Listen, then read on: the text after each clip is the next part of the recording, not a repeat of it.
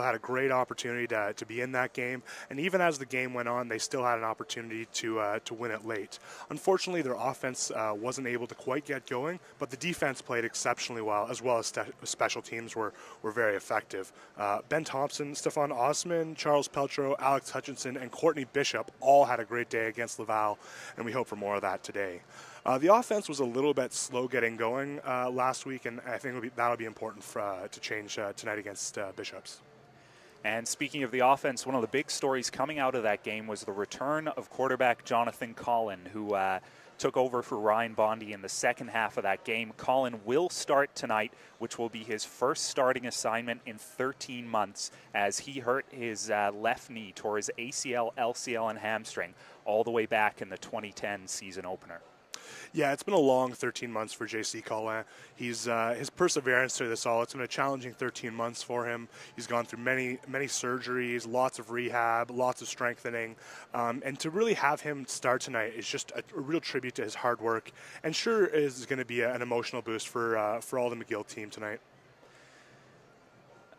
Okay, so let's look at the keys to the game for the McGill Redmen. Well, I was talking to the coach, both coaches, before the game. Coach Wolf says tonight is an absolute huge game, and it's a must-win for the McGill Redmen. For this to happen, McGill really needs to execute, and they need to play with confidence. They need to be really careful of penalties on the offensive and defensive line, and defense and special teams really need to play like they did last week against Laval, and to really give McGill a great opportunity. Another nice addition for McGill is some guys back from injury. Dallin Kaprowski is healthy. J.C. Collin, as we mentioned, and running back Sean Murphy is healthy tonight and will be in the game. And on the other side of the football, it's the Bishops Gaiters. Let's look at the keys to the game for them. Yeah, I was talking to the Bishops head coach at the beginning of the game as well. He said it was really important for his boys to be ready to go and to be aggressive. I think it's really important for Bishops to be disciplined and to minimize their penalties. They've had a lot of penalties against them so far this season. So it'll be important for them to be disciplined.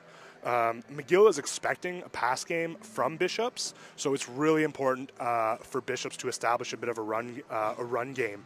I was talking to the coach about this, and he said that the coaches had made a cognitive decision and really talked about this week to have the opportunity to get a run game going.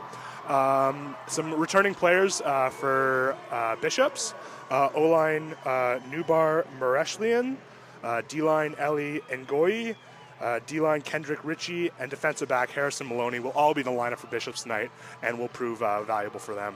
Harrison Maloney, a particularly big addition to that defensive back core. He was an All-Canadian last year. But as they get some players back, they also lose David Hadrill, one of their top receivers. He will miss tonight's game with an undisclosed injury. Tonight, of course, the annual Fill the Stadium game. Crowd expected. Last year we had about 5,300 fans in attendance. This year a crowd hopefully approaching that total here tonight for the game tonight between the Redmen and the Gaiters. Well, it's always an exciting game for Fill the Stadium. You always have lots of fans in the crowd that are just cheering and having a great time. It's absolutely wonderful to come up to Percival Wilson Stadium to watch a game. Just the beautiful skyline and then hopefully some good football on the field. It should be a great night. And we've seen some good games in this Fill the Stadium series as well. Last year, a 34-29 victory for Concordia here at Molson Stadium that ended on a punt return for a touchdown in the fourth quarter. A heartbreaking loss. And speaking of heartbreaking losses, the last time these two teams met was in the home opener for the Redmen last year when Bishops won in double overtime on a screen pass to running back Quincy Vandecruz. Coming out to the field right now for our ceremonial kickoff is McGill professor Thomas Chang. He is a former varsity wrestler at McGill, as well as a professor here. He was recently voted the greatest McGillian by nearly 60,000 voters in a worldwide online voting poll. He was voted that because in 1956 he invented the world's first artificial blood cell in his dorm room at Douglas Hall, just behind the stadium. He completed 3 degrees at McGill, beginning with a Bachelor's of Science, a medical degree, and then a PhD. He also has an Order of Canada, which he was awarded in 1991. So we'll see how Professor Chang does on the ceremonial kickoff here. a sprightly 70-plus years old, but quite an athlete back in his day. Well, it's quite a list of McGillians on that list who you could vote for, anywhere from Dr. Penfield to just a lot of people that had a lot of contributions to medicine, and then even the illustrious William Shatner, I believe, was on that list. I think he placed just inside the top 10.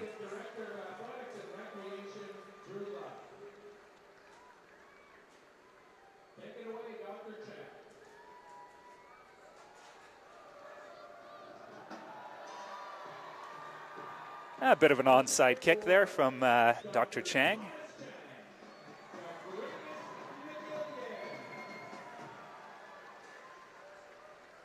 And we will keep you down at field level as we await the singing of the national anthem.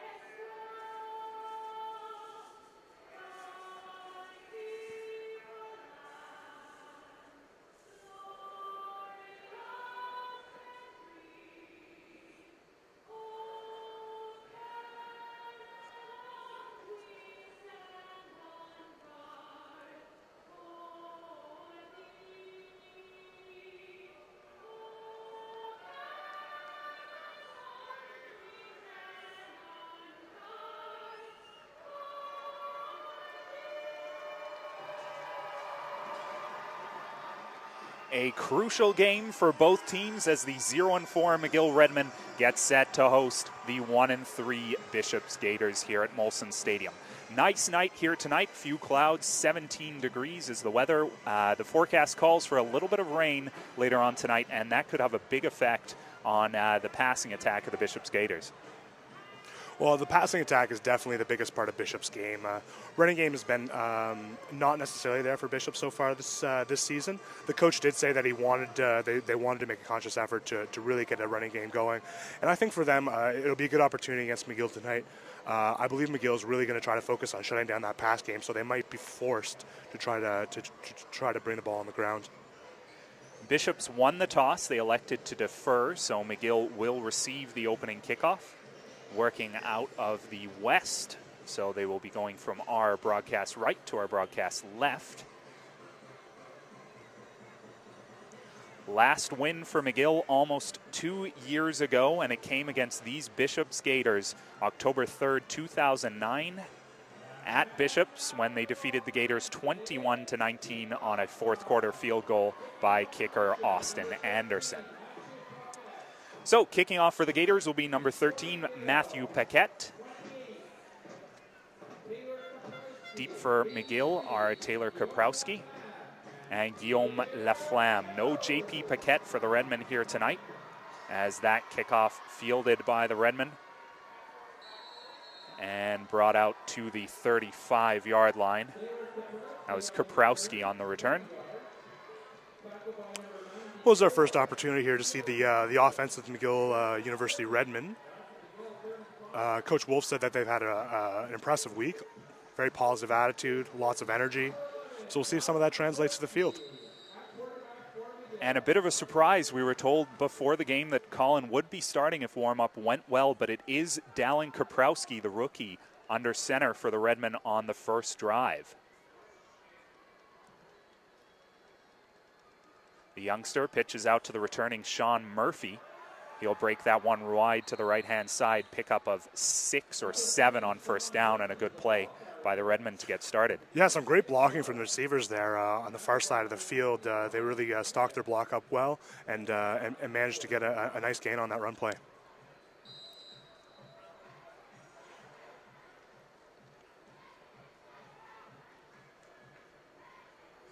Second and 3 for the Redmen upcoming.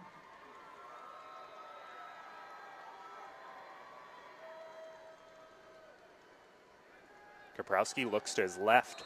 That ball intended for Michael Chidiat, well out of his reach behind him.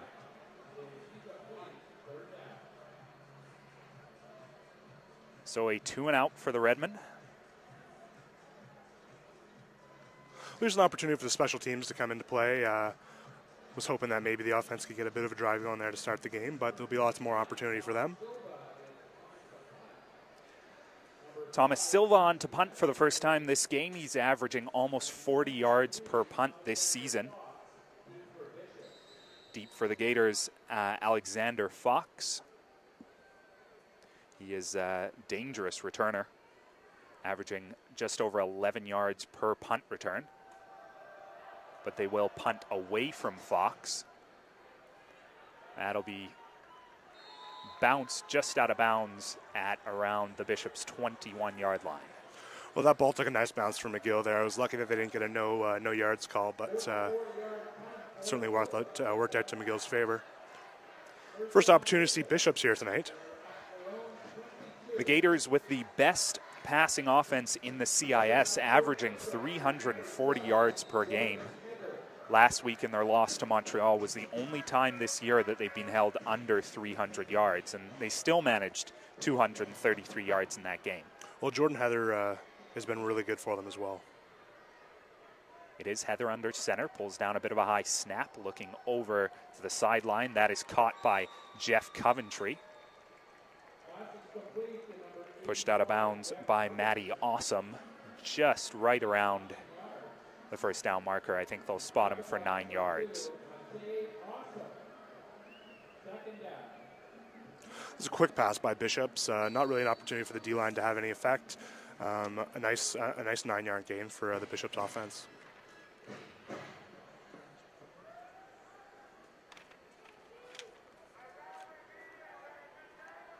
Second and 1 for the Gaiters. Wrapped up immediately in the backfield. Yeah, some great penetration from the defensive line. It looks like a sack for a loss of 3.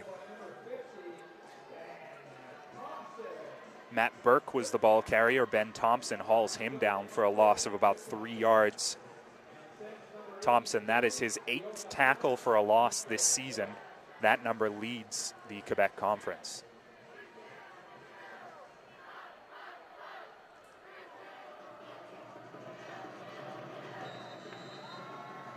The Gators send out Paquette to punt.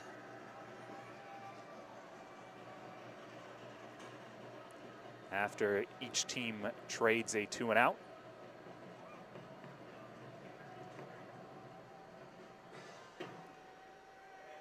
Paquette, nice high punt.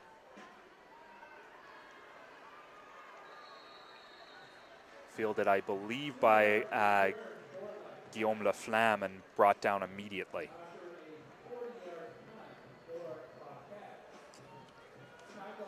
So we'll see if McGill decides to, looks like Sean Murphy's in the backfield, so I think we probably expect a run here on the first down. Well, before Murphy went out with a rib injury, he was the primary running back for the Redmen. Taylor Kaprowski did quite well in his absence, averaging almost 6 yards per carry, but they seem to prefer the explosiveness of Murphy. Handoff is to Murphy on first down, gets a big hole up the right-hand side and gets perhaps just short of first down yardage on first down. The offensive line for McGill is looking very good so far. That's the second running play they've run outside. And that's not a super easy thing to do for all offensive linemen, is to be able to turn out to the sideline and really get out there and try to seal off a block on a generally faster defender. So that's a great job by the McGill offensive line so far.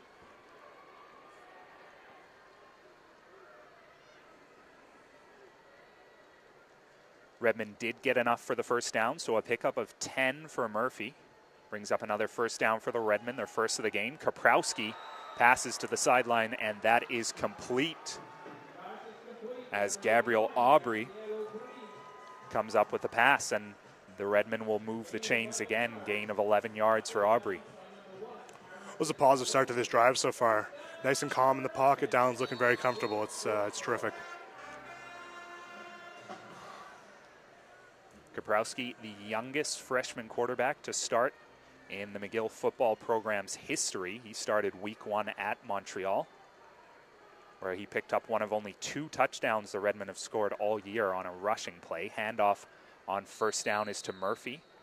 He'll pick up 3 yards before being wrapped up. Nice job by Bishop's defense, getting some penetration on the offensive line. Definitely reading run there and making an effective tackle. Gain of probably about 2, maybe 3 yards. This Bishop's defense has not been good against the run this year. They're giving up an average of 126 yards rushing this season. That's worst in the Quebec Conference. Couple of yards worse than the Redmen. They're giving up 124 yards per game. 2nd and 8 for the Redmen. That pass complete to a wide open Matthew Garrett. And a gain of about 12 yards for Garrett on 2nd down, and an easy first down for the Redmen as Garrett was wide open.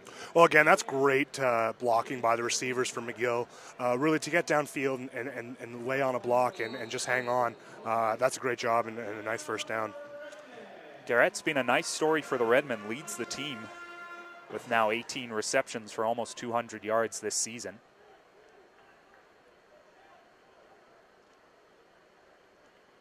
First and 10 for the Redmen. Kaprowski rolls to his left on a bootleg. That pass complete to Matthew Garrett again. And he will pick up another first down. And a great drive for the McGill Redmen here as they are into the red zone for the first time this game. McGill did a nice job selling the run there. They definitely caught most of the defensive line off guard. So to be able to roll out and just throw it to Garrett, who was wide open, McGill's deep in the red zone, has a great opportunity to put one in here early. Redmen drive started at their own 44-yard line. Now 1st and 10 from the 11-yard line. Pitch is to Murphy running down the right-hand side, and he is brought down. Pickup of maybe 5 yards for Murphy. Well, the second drive of the game has been pretty impressive, I'd say, so far. Moving the ball well, distributing it well, and Murphy's been running real nice.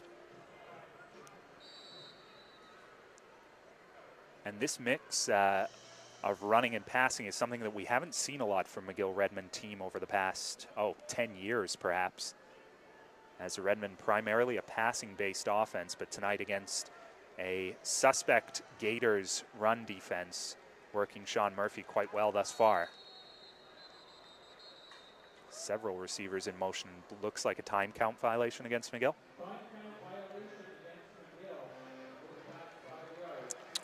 Well, those are always tough. Generally those are the responsibility of the quarterback, the time count.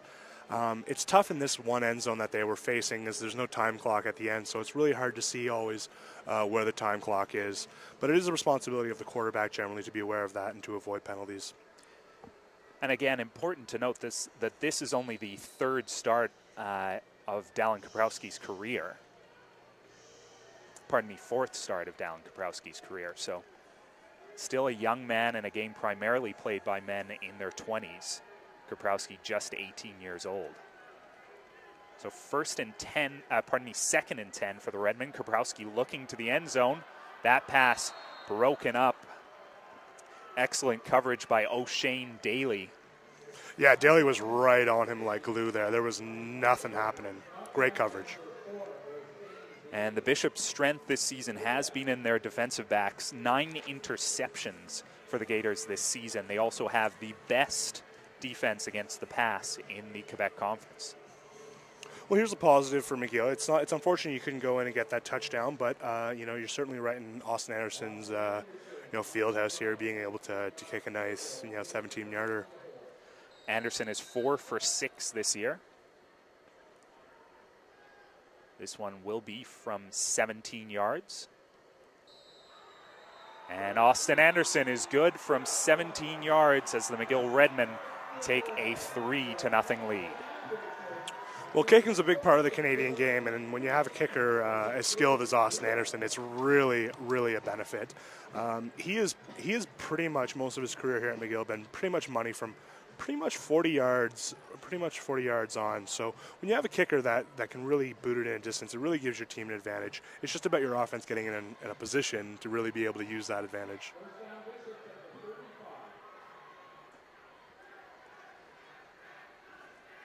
Couple uncharacteristic misses from Anderson last week, but they were long field goals, 46 and 43-yard attempts.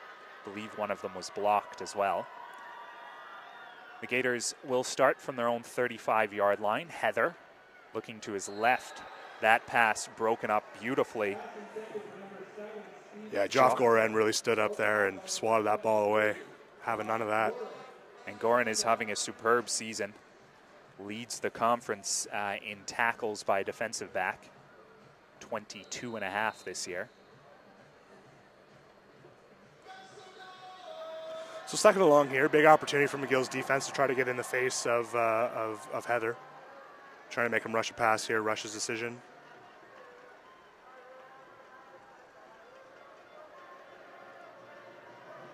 Second and 10 for the Gators.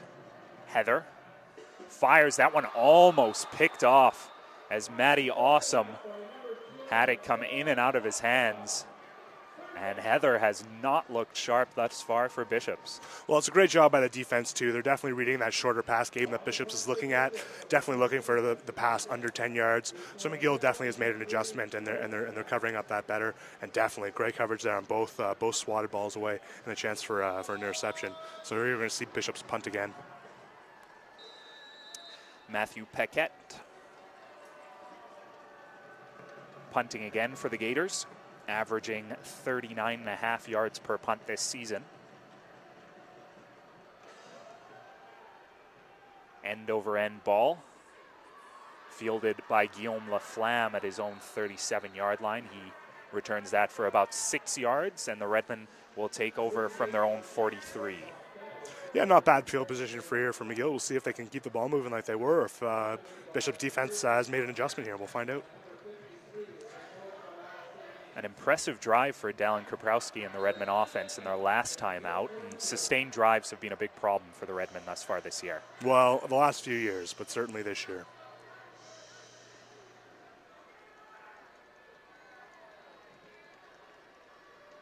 First and 10 for the Redmen. Kaprowski hands off to Murphy, dances around a couple of tackles, and an excellent run by Sean Murphy. Pickup of 12 yards as he jukes and jives his way to another Redmen first down.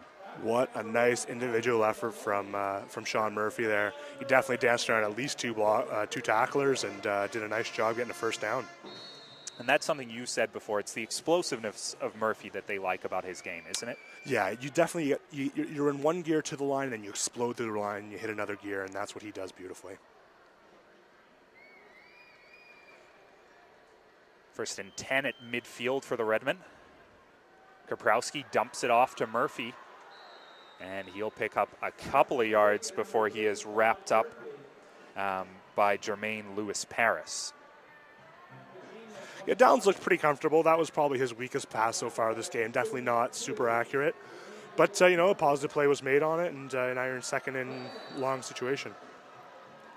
7 minutes remaining here to play in the first quarter. The Redmen with a 3-0 lead over the Gators.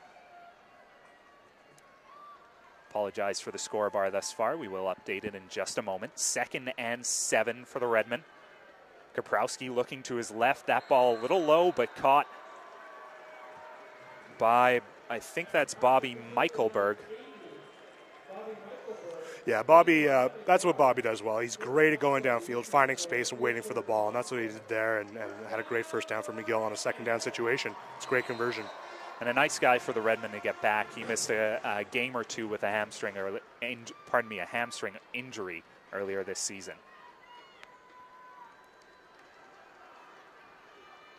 Michaelberg got about 10 yards on that pass, so first down for the Redmen. Kaprowski rolling out to his right. That Slung low, but caught by Michael Chidiat, and that'll be another first down for the McGill offense. Well, I mean, a quarterback is so important because he's really the pivot of your team. Really, everything starts and ends from him. But his receivers are really making him look good thus far. He's not throwing perfect passes right now, but he is throwing passes that the receivers can catch and that the defense is unable to catch. And the receivers are really making Dallin look good. And it's Kaprowski's mobility that is probably his biggest strength. We've seen him roll out on a couple of bootleg passes already, and those are not easy passes to make on the run. Handoff on first down to Murphy. Cuts up field, gain of about 8 yards for Sean Murphy. He is running the ball extremely well, already 6 carries for 46 yards. Well, McGill's game plan seems to be well designed this week. Bishop seems to be a little confused in what's going on in the offense, and their defense seems to be struggling a little bit, shutting down that run on the inside. Sean Murphy's making it difficult for them, there's no question. But I think Bishop's big D-line can get in there and really be more effective still.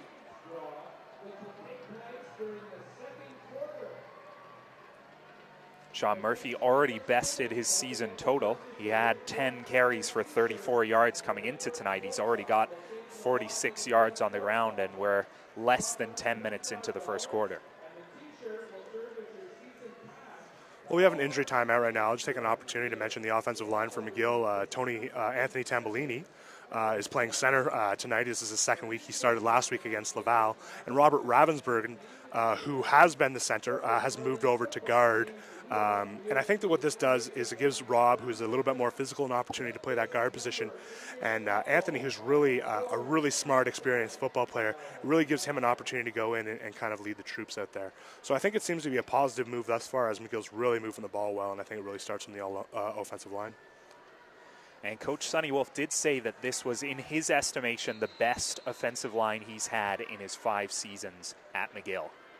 2nd and 2 for the Redmen. Handoff again to Murphy. And he looks to have just enough for a first down as he picks up 3 yards and another Redmen first down. It's really nice to see McGill convert on second down here. It's been a long season of not being able to do that, and they're doing that well so far tonight, converting when it matters. And for the second time this game, the Redmen are into the red zone.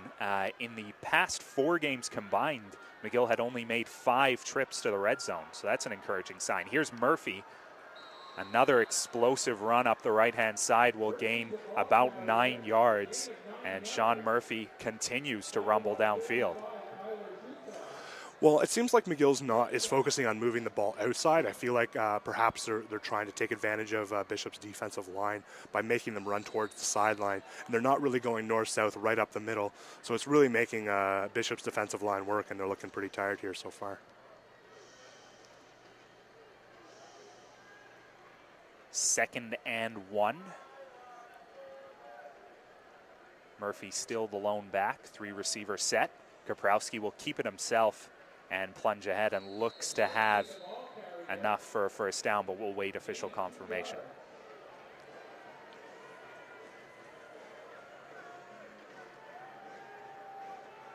And it is another first down for the Redmen. Their 9th first down of this game thus far. And that's the type of efficiency moving the ball that we have not seen from this McGill squad all season. It's very positive, reassuring as well. 1st and 10 from the Bishop's 8-yard line. Murphy. Pick up perhaps of 3 yards before he is wrapped up and tackled by Kenrick Ritchie. Well, it'll be interesting to see now with McGill about 2nd and goal from about their own or from the 4-yard line. It'll be interesting to see if they try to run it in as they've done most of this drive, or they're going to go to the air. McGill does not have a passing touchdown yet this season. Only 2 rushing touchdowns, and they were both by quarterbacks. One for Dallin Kaprowski, one for Ryan Bondi. So here on 2nd and goal, Kaprowski rolls out to his right. Receivers look to be covered, and he is hit hard. as a lovely low hit by O'Shane Daly upends Dallin Kaprowski. Well, that's a great job by Bishop's defense to get outside. They definitely had all the receivers covered and did a nice job not really giving any option for Dallin except to try to run it himself. And got a good lick on him, too. And, Scotty, do you like the call going through the air when the ground game seems to be working so well? Well, as a former offensive lineman, I always love the run game first. Whenever you have the opportunity to get physical and really drive someone, that's certainly always my preference. But, I mean, you know, passing's really important, too. Certainly in short yardage. If you feel more comfortable with that, I think you got to do what you feel most comfortable with. Austin Anderson on to attempt a 10-yard field goal. And Anderson is good from 10 yards. And so with 3 minutes remaining here to play in the first quarter, the Redmen double their lead. It is now McGill 6, Bishops 0. Really positive start here for McGill. They've moved the ball well. Defense has played well so far. Bishops needs to get something going here. Hopefully they made an adjustment, talk to their coaches, and we'll see what their plan is. They're going to scrimmage from their own 35. Stats incredibly one-sided thus far. 9 first downs for McGill, 0 for Bishops. Only 6 yards of offense for this Gaiters team that leads the Quebec Conference in total yards. Jordan Heather will hand off on first down. That is Quincy Vandecruz. Picks up about 5 yards. I think that's Bishop's maybe their first or second first run play for a gain, anyways. And that was a pretty nice one. Yet their only previous run play was that 3-yard loss as Ben Thompson got in the backfield and broke up an earlier Bishop's drive. So some positive yardage for Quincy Vandecruz, who was the hero of last year's home opener. Heather on 2nd and 4 goes to the air. Was looking for Alex Fox, but flags fly as he got knocked down. Pardon me, pass was intended for Nathan Heather. Looks like it's going to be interference here.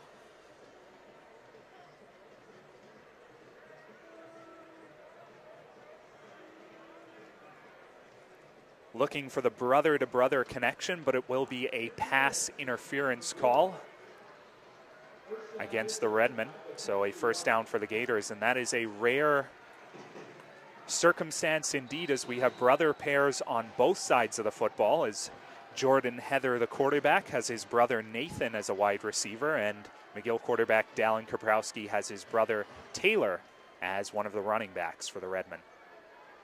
So after the pass interference penalty, 1st and 10 for the Gaiters with 2 minutes remaining here to play in the first quarter. That pass this time is complete to Alexander Fox. He'll pick up 14 yards and a Gaiters first down. Oh, nice adjustment from the Gaiters. Clearly, they've changed their strategy a bit. They're running the first down play, so the receivers are running 10 to 14 yards. They're cutting, and the quarterback's putting the ball right there for them. It's really difficult to defend, and McGill had been covering under 10 yards, so McGill's going to have to make an adjustment here at some point.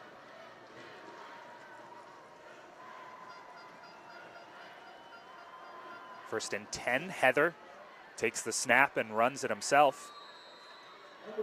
Manages to pick up 5 yards.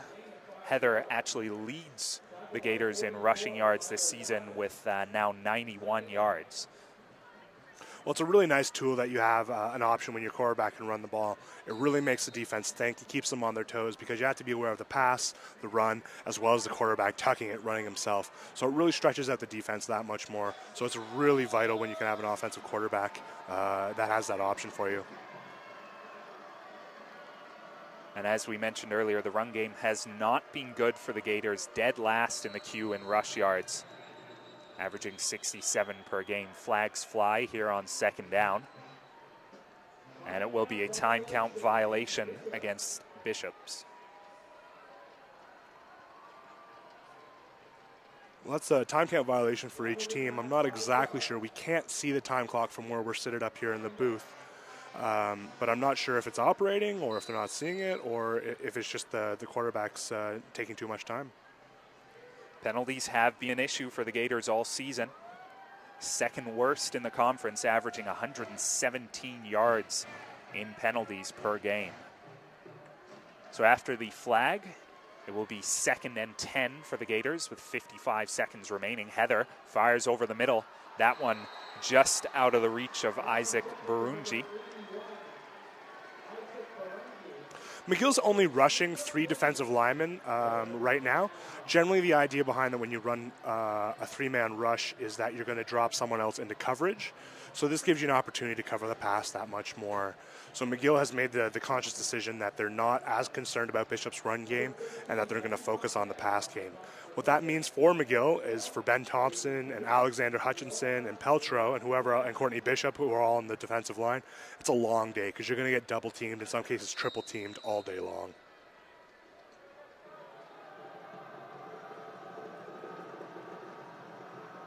Nearing the end of the first quarter as Matthew Paquette comes on to punt for the 3rd time this game. Flags fly and McGill does block the punt. McGill was offside. Yeah.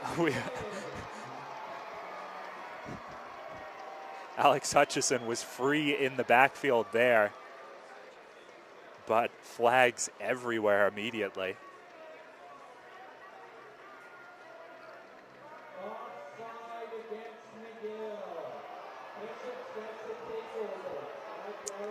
And so as usual, Scotty, you are correct. Offside against the Redmen.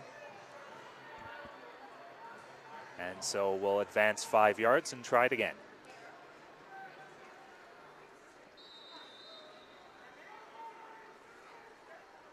Guillaume Laflamme awaits the kick, standing on his own 1-yard line. This time Paquette will get it off. Laflamme has trouble with it, manages to recover on the cop as O'Shane Daly was right on top of him. Almost a turnover there as Laflamme did well to get back on top of that ball. Yeah, a nice punt cover by Bishops there. They had at least 2 guys deep in the backfield right on that McGill receiver. So I think that panicked him a little bit and he kind of lost focus on the ball. Good job recovering though. Just 17 seconds remaining here to play in the first quarter as the Redmen have a 6-0 lead over the Gators. And Dallin Kaprowski and the McGill offense that's been very efficient thus far this game will start in the shadows of their own goalpost at the 5-yard line. Handoff to Murphy. He makes a nice cut back to his left. Had to cut back again to his right, however, and picks up just 3 yards. Well, Matthew Garrett was supposed to be on the backside of that play, blocking the defensive end. That's a really tough job for a receiver. So basically, when the running back ran back toward him, he was down on the ground, and Murphy didn't have an opportunity to make the cut upfield. So it's a tough position to put a receiver in, and hopefully you want to generally minimize those during a game, but at the same time, they can be quite valuable. Eli Ngoy was in on the tackle for the Gators. He had a superb game last year against the Redmen, had 8 tackles, including a crucial sack in overtime. But that play will bring us to the end of the first quarter with the Redmen leading 6-0.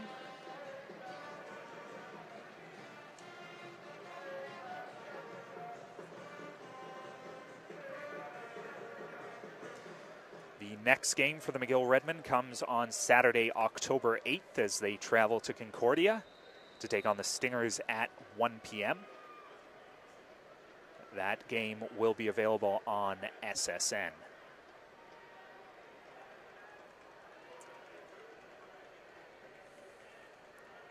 Second and 7 for the Redmen at the start of the second quarter.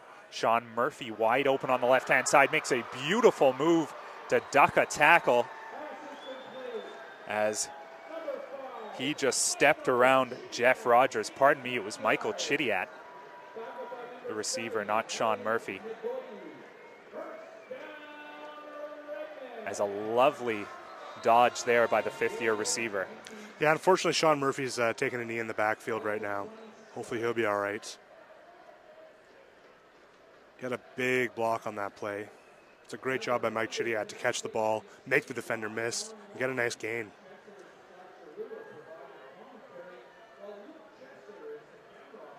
And Sean Murphy, tonight his first game back after missing several games with a rib injury. So you hope that he has not re-aggravated that injury that he suffered in the first game against the Caribbean. No, it looks like it's his hip that's bothering him. The way the physio's stretching, it definitely looks like it's hip. Hopefully he'll be all right. Just go and take a rest and maybe get on the bike for a bit, try to loosen up again.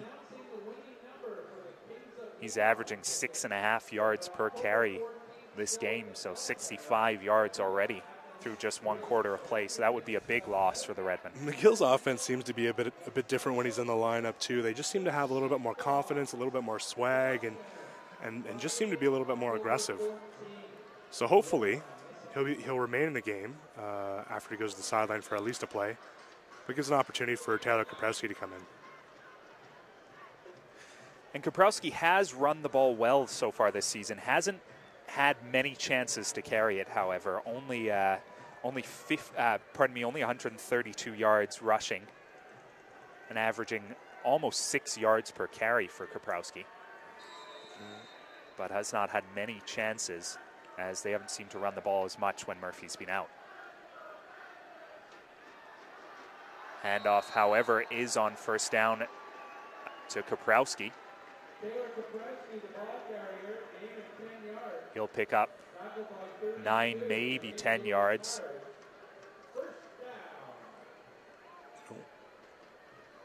So it's like only nine yards. It's going to be 2nd and 1. It's a great run by Taylor Kaprowski.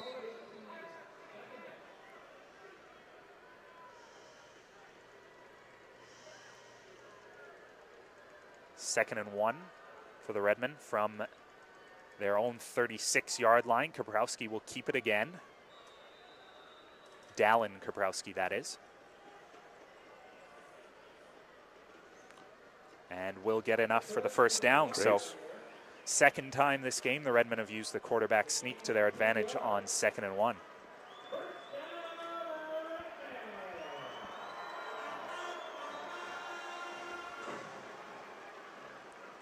You know, you and I were blown away in the first game we saw Dallin Kaprowski over at the University of Montreal, where he rushed for 91 yards and a touchdown in his first CIS game. It was pretty impressive. Definitely takes a lot of confidence and a lot of belief in your own ability to be that good on your first night. On first down, Kaprowski completes to Michaelberg, and he is hit hard. Ball comes loose, but they're going to rule him down, as that was a huge hit from Dan West, the linebacker, as he came over and rocked Bobby Michaelberg.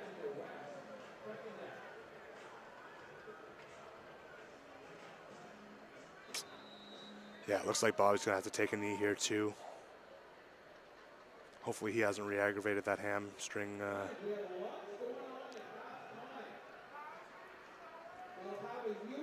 Dan West having a monster year for the Gaiters. That's his 21st solo tackle of the season. That's best in the Quebec Conference.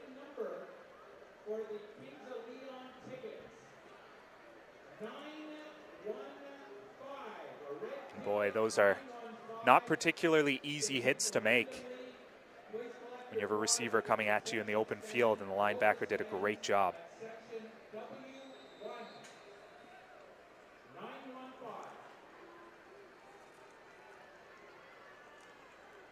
Michaelberg picked up about 6 on first down, so it'll be 2nd and 4 for the Redmen from their own 43-yard line. Kaprowski slings it to the sideline to Chidiat, and he looks to have just enough for a Redmen first down. McGill's doing a nice job here. They're just playing pitch and catch. So the offensive line is engaging. It's 30 protection, means 3 seconds or less to get rid of the ball. Dallin's waiting for his receiver to turn on his route, and he's throwing the ball right there. Very difficult to defend for Bishops or any defense. Very positive so far. So a drive that started on their own 5-yard line, approaching midfield now, as the Redmen have 1st and 10. Kaprowski's pass batted down. Looked like Stephen McCollum who got a hand on it. I think there's going to be a hold against McGill.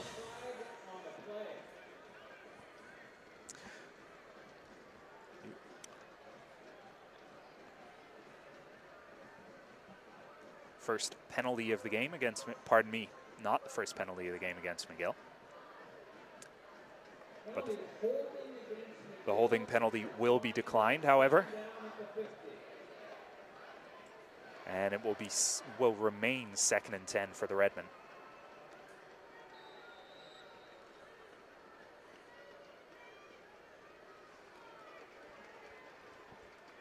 Already 175 yards of total offense for the Redmen, as we have 12 minutes and 20 seconds remaining in the second quarter. McGill with a 6-0 lead.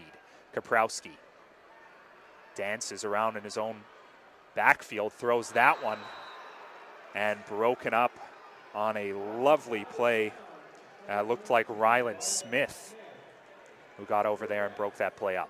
Yeah, great effort. Definitely the receivers coming back towards the quarterback as they were in scramble rules. Definitely trying to come back to make that play, and the Bishop's defensive back saw it right away and was having none of that.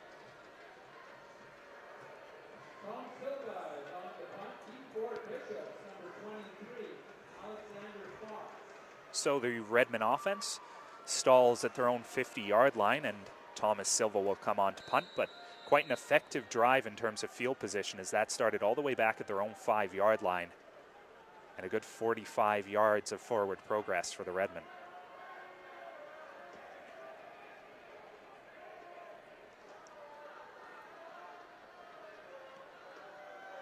Silva's punt is high, and it's a good one as Fox fields it at his own 9-yard line. Spins around but can't get away from the McGill contained team, as he will be pushed out of bounds by Matthew Gaiters. It's a great effort by the special teams there from McGill. Really only had about a 2-yard return, and definitely giving the defense a great field position. And that's an encouraging sign for the Redmen, because as we mentioned, Alexander Fox has been good on the punt returns this season, averaging almost 12 yards per return.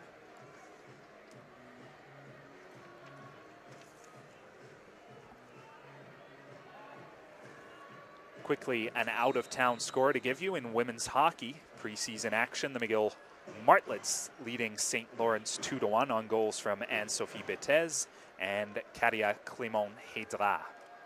So Bishops takes over 1st and 10. Faked handoff, and that one batted down and almost intercepted as Ben Thompson. Oh, Ben Thompson. Who else but Ben Thompson? He is having another monster year for the Redmen. Oh, he's a special athlete and does a great job and works really hard and is really a leader of this team. All Canadian last season. One of the team captains this year, as he broke up that pass, and the Gators offense, which is struggling now, 2nd and 10 from their own 12-yard line. Heather is hurried, has to roll out to his right, throwing that one well downfield, and Nathan Heather comes, oh, I thought he came up with it there, but a leaping play by Nathan Heather can't bring it in, and it will be another 2-and-out for the Gators. Wow, McGill got really lucky there. Bishops almost had one. He was absolutely in the clear. I don't think anyone would have had a chance at catching Nathan Heather. That's too bad for Bishops. That was a great opportunity, and they just missed. Looks like Jordan Heather underthrew his brother a little bit there, as Nathan had to slow down and come back to the ball. Well, still almost managed to bring it in, though. And he threw it into double coverage as well, and Nathan almost managed to come out with the ball. Very impressive.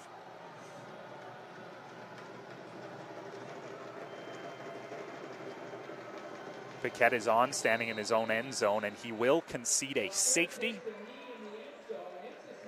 So with the safety, the Redmen now with an 8-0 lead with just under 11 minutes remaining here to play in the second quarter. Scotty, impressed with what you see thus far by the McGill defense? Well, the defense, I think, has been everything you need them to be so far. I mean, they've really held Bishops to 2 first downs, 3 first downs. 2 first downs. So I'm not sure you could ask for much more from the defense there. They held them in that short yard situations and forced them to concede the safety. I mean, those could be two very important points later on as this game goes on. So, yeah, great start for the defense, and we'll see if the offense can get out here and keep it rolling. Well, we mentioned last week the defense having some momentum to build off of as they held the potent Rouge et Or offense to only 12 points, their lowest point total at home in the last 10 years. Well, I think that game was a big boost for both for both the defensive and the offensive teams, just to see that they really could contend with Laval and they could be in the game. McGill takes over from their own 35. Handoff on first down was to Sean Murphy, but he is wrapped up by Jermaine Lewis-Paris after a gain of only maybe 2 yards.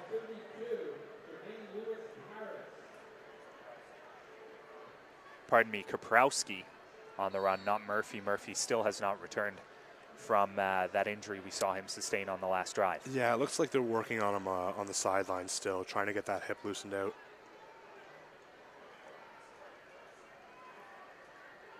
Second and 8 for the Redmen. Kaprowski, bit of time, looks to his left. That pass nowhere near any of the Redmen, and O'Shane Daly picks it off. O'Shane Daly with his first interception of the season, and he'll bring that one all the way to the Redmen 39-yard line. Well, McGill was in pods. Pod formation means the receivers stand together in a three-man triangle. I'm not sure exactly if there was a bust on one of the routes, but there was no one in the vicinity of that ball.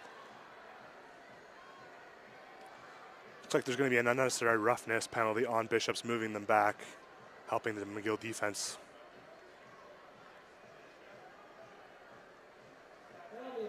And interceptions have really killed the Redmen this season. That's the 10th interception thrown by a McGill quarterback this year. And that one could be a huge swing in the momentum as well as the field position here as the Gators take over even after the unnecessary roughness penalty at midfield. Heather hands off on first down to Quincy Vandecruz. Wrapped up immediately. There's a flag on the play here as well. Holding on Bishops.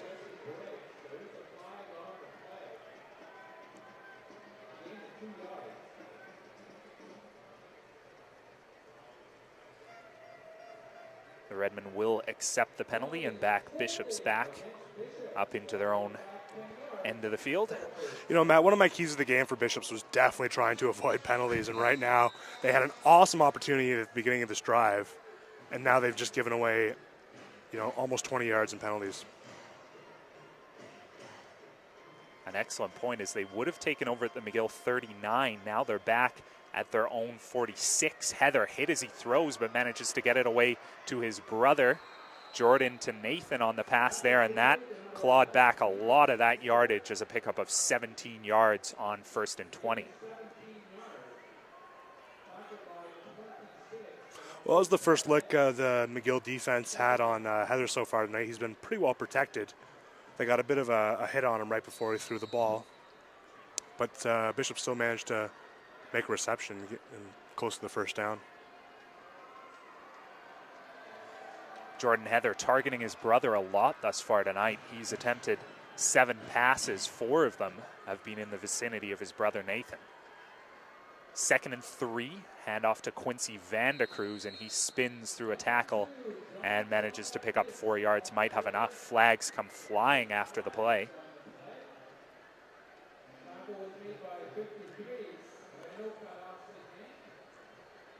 Looks like the flag came after the first down, so it should not change the first down result. And looks like the penalty is against McGill. Yep. So we spoke of penalty troubles for the Gators. Now the Redmen with an unnecessary roughness penalty after the finish of that play moves the Gators down to the Redmen 28-yard line. Yes, that definitely canceled out the penalties, some of the penalties that Bishops took.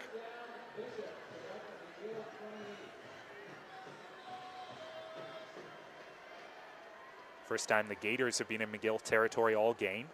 Handoff on first down is to Jean-Baptiste, and he is wrapped up by a gang of Redmen led by Ben Thompson and Jesse Briggs. Well, it's interesting on that running play for Bishops. They ran all the protection to the left, and then they sent the receiver basically unblocked, unprotected to the right. And McGill's defense was not buying it. They were right on the running back and tackle for a loss. Huge loss, 6 yards. on that play. That probably takes them out of field goal range. They were pretty close before. And Matthew Paquette has not attempted a long field goal thus far this year. His longest of the season is a 31-yarder. And the Gators will take a timeout with 7 minutes and 35 seconds remaining here to play in the first half, as they look to try and get some points on the board as the Redmen have jumped out to an early 8-0 lead. Well, certainly the most effective aspect of Bishop's offensive game has been the pass game so far. They've been able to get a bit of a run game sustained here in the last drive. So certainly that's been positive for them. I mean, I think McGill's been doing, considering they're only rushing 3 guys, they're doing a nice job covering the run, as it's much more difficult when you lose that 4th rusher. Bit shocking statistic-wise. The Gators with only 38 yards of total offense thus far this game. That's well off their pace this season. They're averaging 408 yards per game coming into tonight. That's best in the CIS.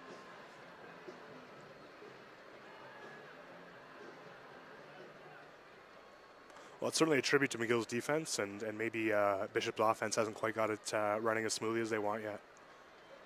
Still only trail by 8, however, and now 2nd and 16 for the Gators in McGill territory.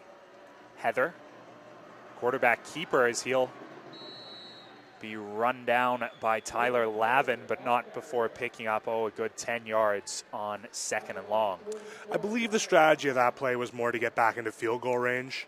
I believe they wanted to get that field goal opportunity, so they decided to do the quarterback keep, quarterback draw, and he just ran for about, 9 yards. Agree with you there, as that makes this a manageable field goal for Matthew Paquette. He'll come on looking at about a 32-yarder.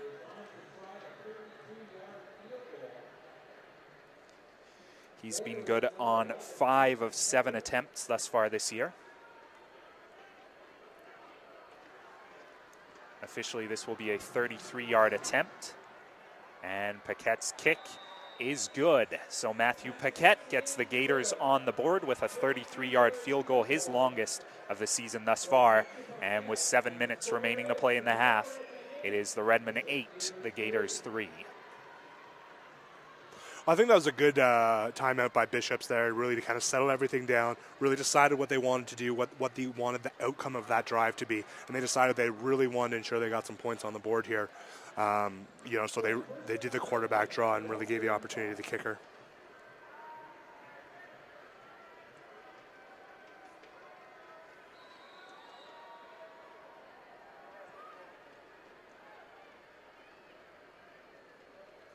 Redmen scrimmaging from their own 35-yard line to start. McGill offense already 177 yards thus far today. Handoff on 1st down to Kaprowski. Doesn't get much. Pickup of about 3 yards before he is tackled.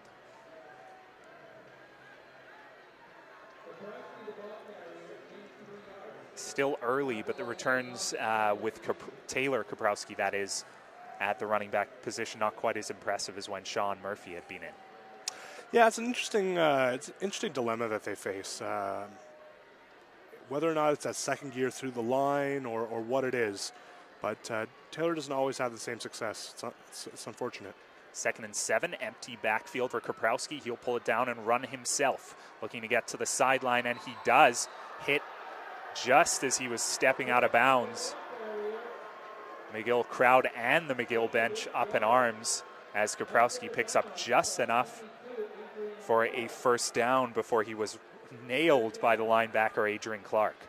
You know, the game of football has changed a lot in the last number of years, that they really want to protect the quarterback more.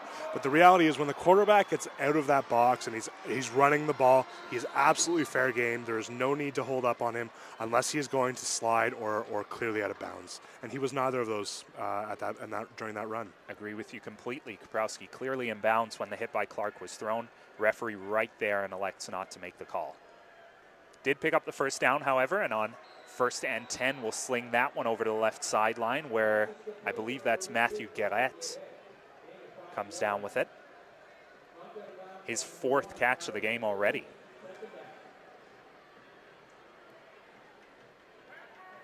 Pick up a 5 for Garrett, and the Redmen seem to be attacking the sidelines quite well thus far this game. Yeah, they've been avoiding the middle of the field. I think that's a great point. I'm not sure if it's something they noticed in film, maybe perhaps a hole in coverage, but they definitely seem to be keeping to the sidelines. 2nd and 4 for the Redmen after a 6-yard pickup for Garrett. That pass again to Matthew Garrett, and he will make his 5th catch of this game. A pickup of 7 and a first down for the Redmen. There's definitely a connection between Dallin Kaprowski and Matthew Garrett. They just seem to be right on the same page. He knows exactly where he should be, and that's been a very successful kind of experiment so far. The Redmen were really looking for someone to step up as they lost Charles-Antoine Sinat and Justine Edwards, their 2 top receivers from last season in the offseason. 1st and 10 for the Redmen. Fakes the handoff, and Kaprowski rolls out to his left, finds a wide open Gabriel Aubry, and he gets a huge gain, 21 yards for Gabriel Aubry. Wide open. They sold the run play. The defense bought it. Dallin Kaprowski was hanging onto the ball, rolling out, and basically a Bishop's defender ran right by him. So that's how well they sold the run there. That's a great job by the offensive line, because that's who really keys the defense if it's going to be a run or not. Fooled me, as well as the Gators defense. 1st and 10 for the Redmen from the Bishops' 28-yard line. Kaprowski looking to his left. That pass is complete to Bobby Michaelberg, and he will score. Bobby Michaelberg on a 28-yard pass. There is a flag down, however, in the middle of the field. We will await the call. And it looks like it's going to go against the Gators, so it will be a touchdown for the Redmen, their 1st passing touchdown of the season, as Bobby Michaelberg gets the touchdown. Well, that's really exciting for these guys. They've worked really hard. They don't score a lot of touchdowns, so that's hopefully something that can really get the momentum going, and they can keep that going for the rest of the season. Certainly the offensive line did a great job on that drive, really made that play happen. Bobby Michaelberg finding some space, getting a touchdown.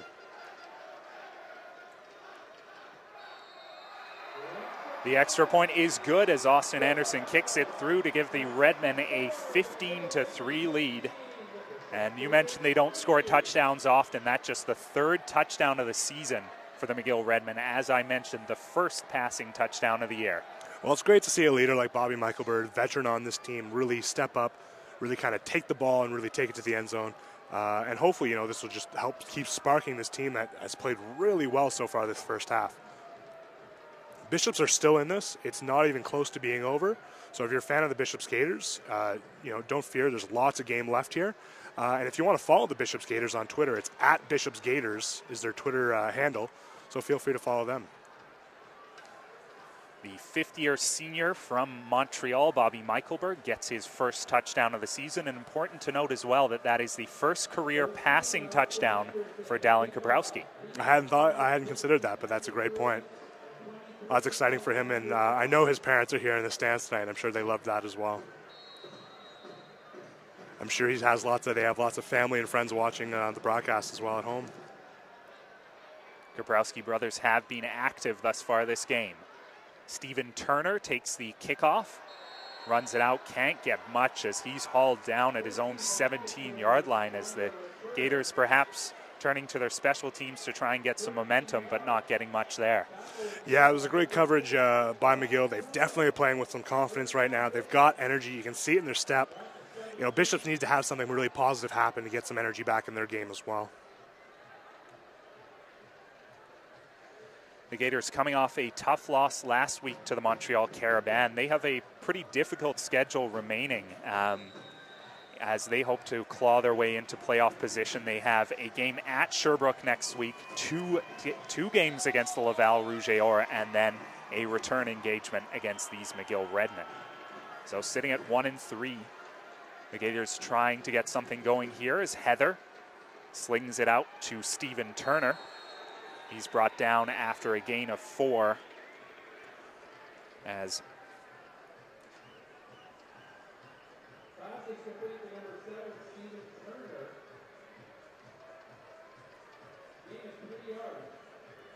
just the 4th completion of the game for Jordan Heather. It was a nice tackle by Jesse Briggs on that last play. Definitely went around the blocker and made that play right on the shoestring kind of tackle. 2nd and 6 for the Gators, 3 minutes and 20 seconds remaining in the half. Heather has a bit of trouble with the snap, but manages to bring it down and completes that pass to Jeff Coventry. Looks to be maybe half a yard short of a first down, however.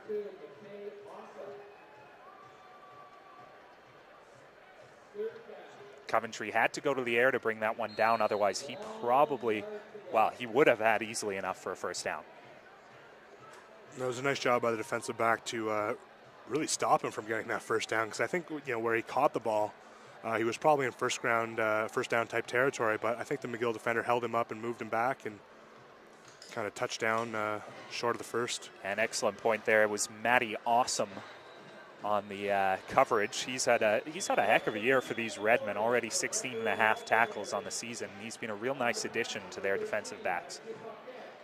Well, it looks like Bishop's elected to punt here. Probably a good decision due to field placement. Really risky to try to fake it or anything right now. You're down. You don't want to give McGill the ball back in great position. So you really got to try to boot it off here and pin him deep. Well, an interesting decision by offensive coordinator Benoit Groux, or perhaps Tony Adana, the head coach.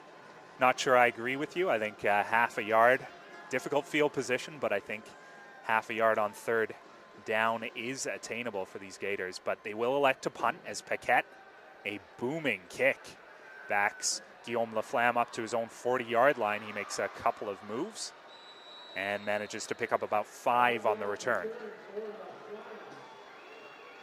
Well, on a third down and third and short situation, it's easy to think of the positives that can come of it. It's like, oh, it's only a yard, but you really have to consider what happens if you don't get it. And when you turn the ball over on your own 25, 30-yard line, you're really putting your defense in a tough spot.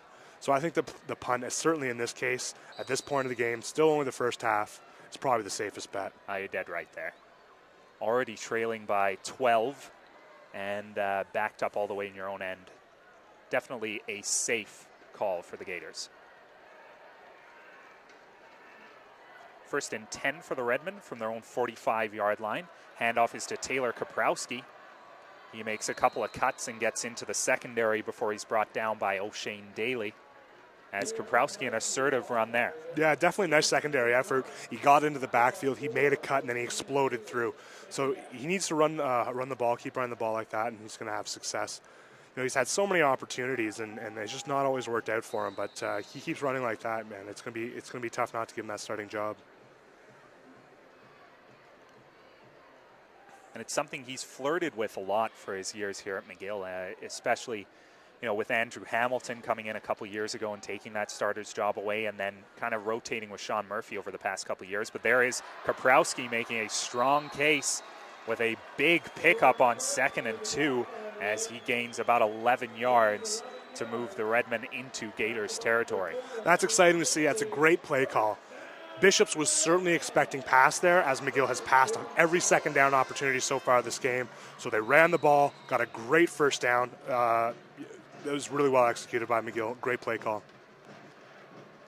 Just under 2 minutes remaining as the clock ticks down to 1:55 remaining here in the the first half, as that throw by Dallin Kaprowski on first down skips off the turf intended for Gabrielle Aubry.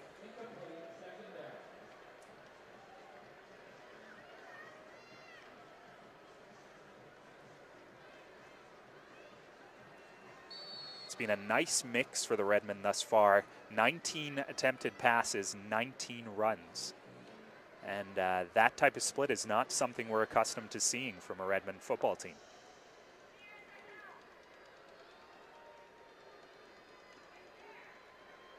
Second and 10 from the Gators 47. Kaprowski keeps it himself. pick up a 4 or 5 yards. Well, down there, he looked at his receivers. He saw that they were covered. He decided to tuck the ball and run. I believe as he continues to play in the CIS, he will make another decision on that play. I'm not sure running the ball by himself there was the best decision. But, that's something you're going to learn the more you play and the more experience you get and the more reps you take.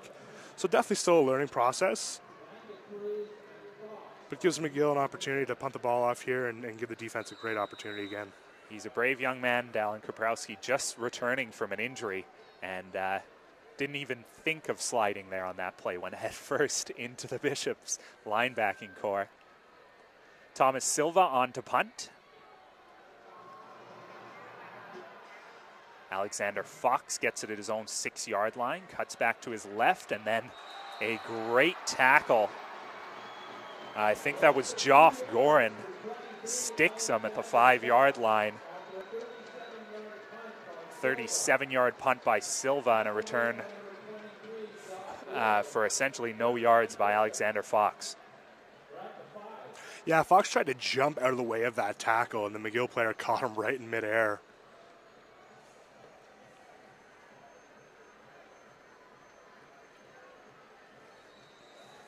Joff Gorin has had plenty of practice tackling this season. Mentioned he leads all Quebec Conference defensive backs, 23 tackles. Had a beauty there on Alexander Fox on that kickoff return. 1st and 10 for the Gators from their own 5-yard line. Heather throws out to Alexander Fox. He manages to elude a tackle and pick up a 1st down as Stephen Osman could not bring Alexander Fox down.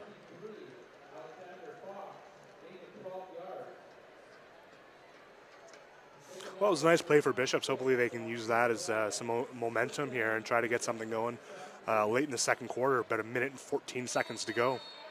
Fox having a heck of a sophomore season. 3rd in the RSEQ in yards with just over 360 and 2nd with 4 touchdowns already this season.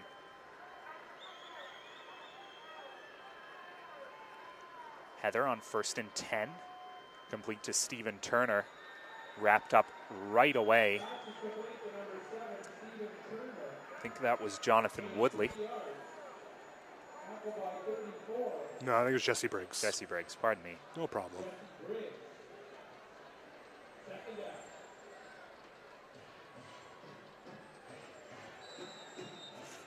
Gain of 6 for the Gators. 1 minute remaining here to play in the first half as the Gators down 15-3.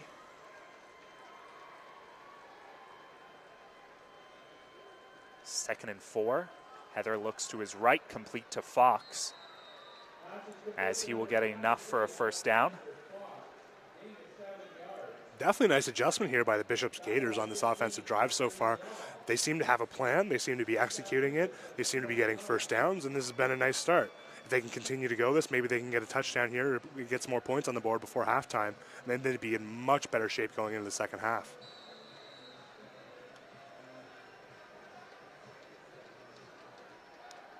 Even if it does not go anywhere points-wise, definitely the potential to build some momentum for the Gators as they will receive the opening kickoff in the second half.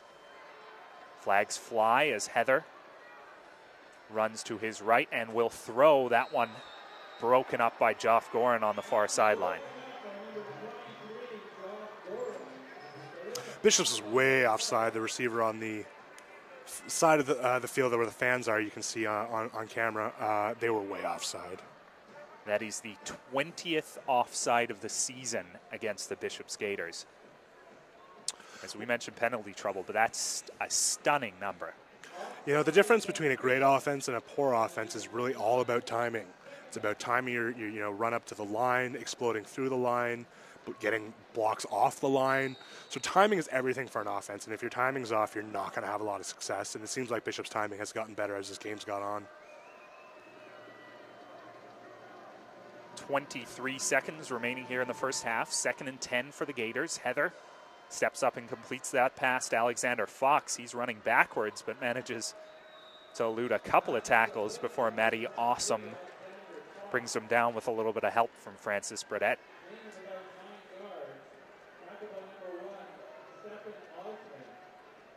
So another third and short situation here for Bishops. 14 seconds remaining. Looks like they're going to bring the punt team back out. And in fairness to Tony Adana and Benoit Gru, as I criticized them last time for not going for it on third and short, I should mention that the Gators this season on third down are 2 for 12. Oh. Converting on just 17% of third downs.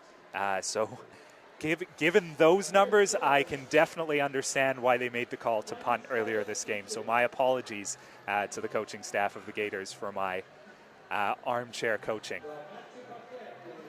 I think it's an interesting question. I'm sure some of the fans think the same thing at home. You know, it's like, oh, it's only a yard. Why aren't they going for it? You know, the reality is that those yards are not easy to come by. And at this point, even now, if they give up the ball here, if McGill can get 10 yards, they're in field goal range again and probably get more points on the board before halftime. And I think Bishops is doing everything in their power to avoid McGill getting any more points before halftime. And it's the lack of a run game that's really killed the Gators this year. I mean, they're averaging under 70 yards rushing per game, which is by a fair margin the lowest in the Quebec Conference. Well, they certainly missed Jamal Lee, who's now playing in the CFL for the BC Lions. He was a heck of a running back for them for many years. Yeah, and it's impressive just how many CFL, current CFL players that have come out of this Bishop Gators program. You mentioned the BC Lions, also Sean Gore, who was a prolific wide receiver for this Gators team. Matthew Paquette will take a knee as the time in the first half expires. At the end of the half, the Redmen with a 15-3 lead here in the Philda Stadium game, looking for their first win in almost 2 years. And an impressive half on both the offensive and defensive side of the ball for the Redmen. They held the Gators to just 83 yards of total offense while putting up 273 yards themselves. Well, it was a great first half for the McGill offense. They certainly have done something they haven't done at all this year, if not maybe even last year as well. So they came out, they played with confidence, they moved the ball, they got first downs, and they scored a touchdown. So it was really positive, first half for McGill. Bishops, some positive things are happening. They need to make an adjustment on defense. They need to make some more adjustments on offense. But the offense for the Bishops Gators did start moving towards the end of the second quarter. So it's a great opportunity. This game is nowhere near over, and we'll hope you'll stick with us for the second half. We will take a break. We will rejoin you here at Molson Stadium in about 15 minutes. So stick around here for more on the McGill Sports Network on SSN.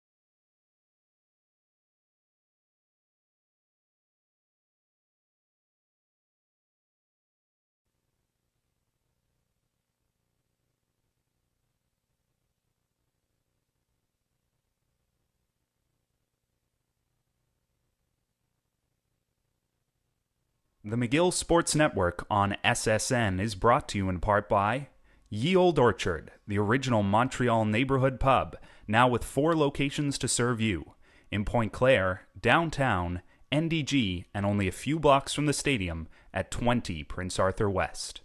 And by Domino's Pizza. Domino's Pizza and the McGill Redmen are the perfect combo. Leave the cooking to us. Order online today at domino's.ca. Welcome back to Molson Stadium on the beautiful downtown campus of McGill University, where after one half of play, the McGill Redmen lead the Bishop's Gaiters by a score of 15-3. A quick scoring summary to tell you how we got here. First, for McGill, it was a pair of field goals by Austin Anderson, one from 17 yards, the second from 10 yards to give the Redmen a 6-0 lead.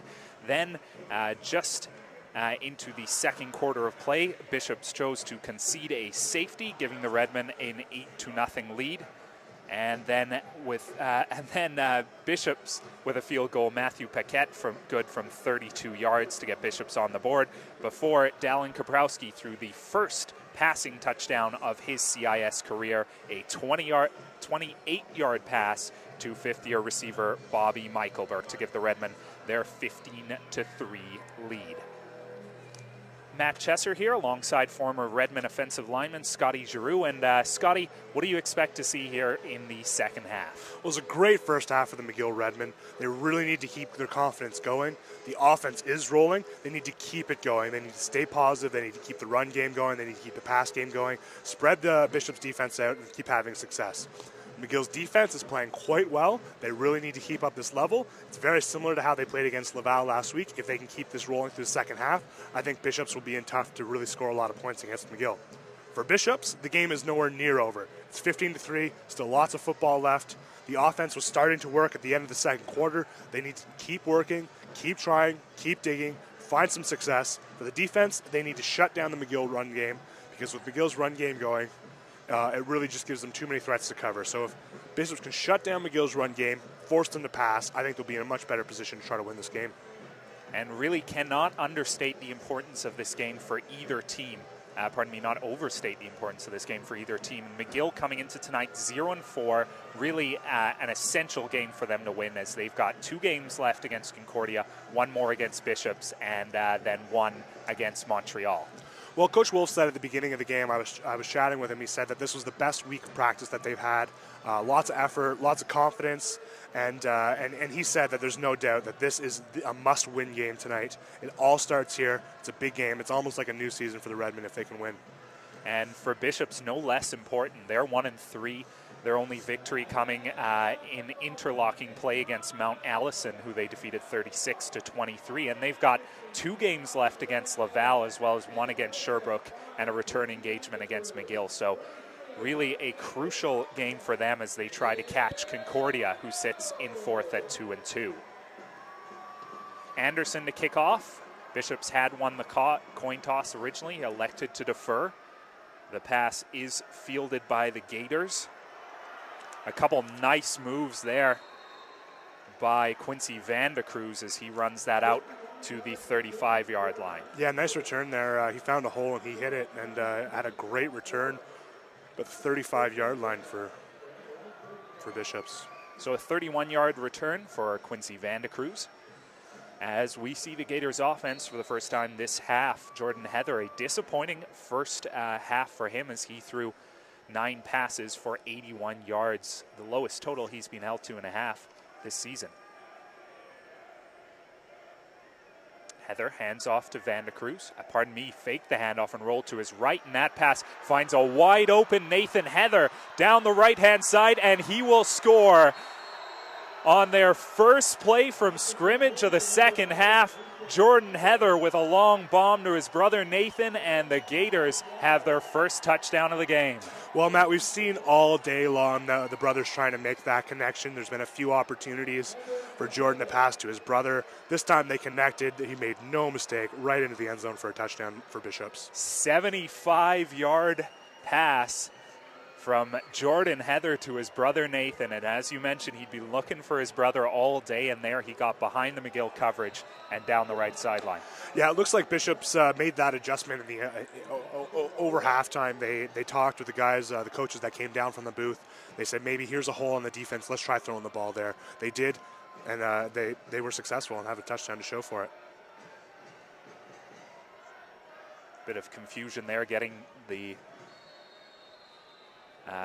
hold team out, and the extra point is good, however, for Bishops, and they move within 5 points. The score now, McGill 15, Bishops 10.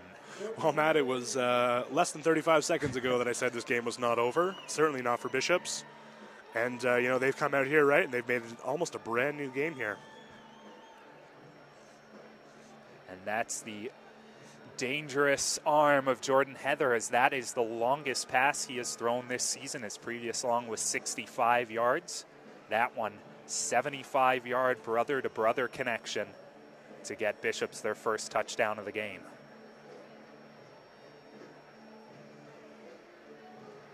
You knew that this Gators offense, this potent Gators passing offense, was not going to stay dormant for too much longer. Well, certainly the quarterback, Jordan Heather, he has a pass-run combination of an average of about 329.5 yards a game.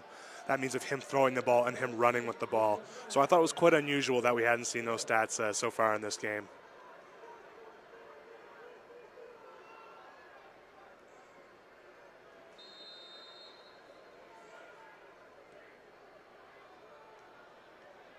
Gators kickoff. That's fielded by LaFlamme. Leaves a couple of Gators picking themselves up off the turf. 16-yard return for LaFlamme out to the McGill 29-yard line. There is an injured Gator down on the field.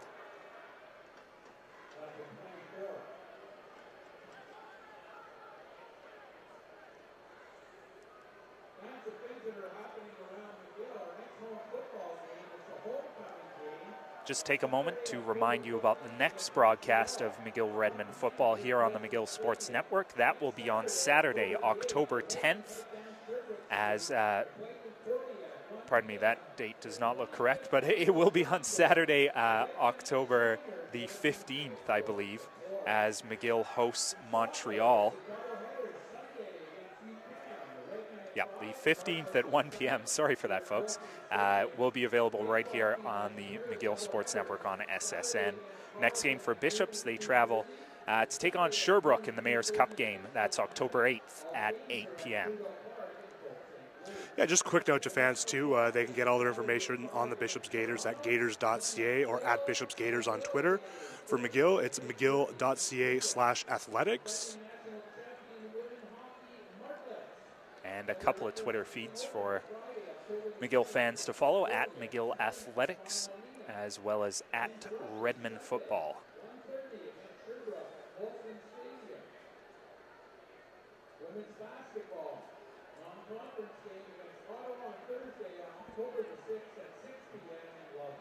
So there was, I believe, a flag on the play, so they'll make the Gators kick it again. And again, it's a line drive to LaFlamme. Breaks a tackle there and gets up to the 33-yard line, flag down on the play.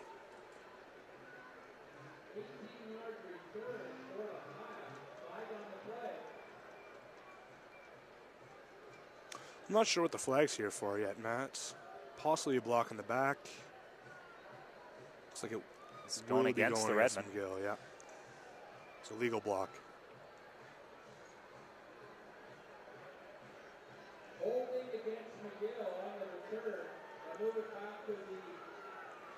May have heard our friendly announcer, Rob Watt, holding penalty against the Redmen Special Teams unit.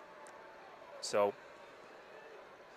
the Redmen will take over from their own 19-yard line. First drive of the half for Dallin Kaprowski and the McGill offense. Handoff from Dallin is to his brother, Taylor.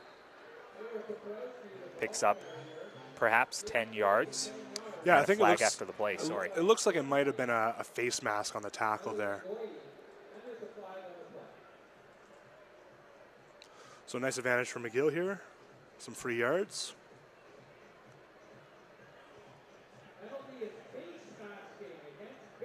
Right again, Scotty, it is a face masking penalty. I'm assuming that is going against Ellie Ngoyi, who made the tackle for the Gators. So some penalty yardage gets the Redmen up to their own 44-yard line. Gators penalty troubles galore as here's Kaprowski with a big run up the right-hand side, and it has been an explosive game for the Redmen runners thus far. First Murphy, and then after his injury, now Kaprowski. Well, Matt, I played here for 4 years, and this is my 5th year at McGill, and I've never seen them run the ball as much as they have so far today. It's really exciting. 21st running play of the game for the Redmen thus far. Pardon me, 22nd, because there's been 2 thus far in this half. Taylor's carried the ball 7 times. Sean Murphy carried the ball 10 times before he got injured. Those are numbers that we're just not used to seeing, as you said. We have a McGill Redmen player being helped off the field here. It's the offensive tackle, Duvernay Tardif, offensive lineman for McGill. So the backup will have to come in. We'll see if they can still manage to keep this run game going without Tardif in the lineup. Redmen already dealing with some reshuffling on the line as Cameron Stockman out with a concussion. Redmen offensive line has done a real nice job thus far tonight. Taylor Kaprowski on first down, hands off. I believe that's Sean Murphy back in the game. So there's an encouraging sign for the Redmen as he left, believe early in the second quarter with an injury, and now back in the game, picks up a gain of 4 on first down. Well, it's certainly positive he can get both Sean Murphy and Taylor Kaprowski going. Really helps the run game, really takes a lot of onus off the quarterback. Helps him out a lot. 120 yards on the ground already for McGill between the Kaprowski brothers and Sean Murphy. Kaprowski on 2nd and 7 scrambles around and then elects to take off himself. Dallin Kaprowski angling towards the sideline as he picks up a good 15 yards and gets pushed and runs into the wall here on the near side. Yes, one of the stairwells was jetting out a little bit, and he coasted into it and knocked him on his bottom. He seems to be fine. Another first down for McGill. Nice run.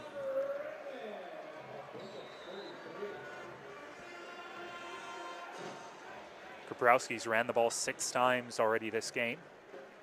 That's his biggest of the night by far, a 12-yard pickup as the Redmen marching into Gators territory.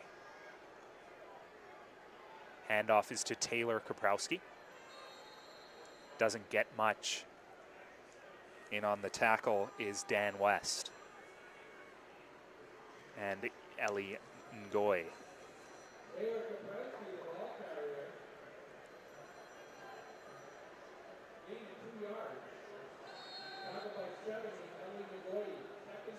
So McGill's run most of this drive, so I'd expect on 2nd and long situation we'll see a pass here. Kaprowski's numbers pretty good, 13 for 19 tonight. 1 touchdown as well as an interception on a big miscommunication. We'll see what he does here on 2nd and 8. Kaprowski to the air, that one. While Gabriel Aubry was in the region, there was a flag down anyway, but the pass was nowhere near any of the Redmen receivers. Looks like it might be a penalty against McGill here. Offensive pass interference, perhaps. Gators defensive back did fall down, or perhaps was pushed down on the play. But looks like it's against Bishops. It is against Bishops. So it must have been. Pass interference against the Gators. Didn't see that one, but nevertheless, a McGill offense in the red zone again tonight. 3rd trip to the red zone for the Redmen. They only visited the red zone 5 times in their previous 4 games combined. Have only come up with field goals on their 2 trips into the red zone thus far tonight. Flags fly.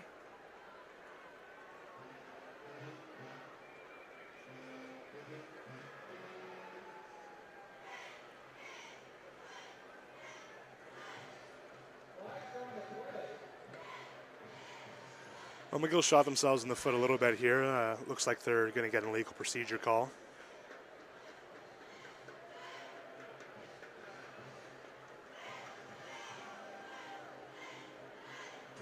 Still well within Austin Anderson's field goal range, but it'd be nice if you could get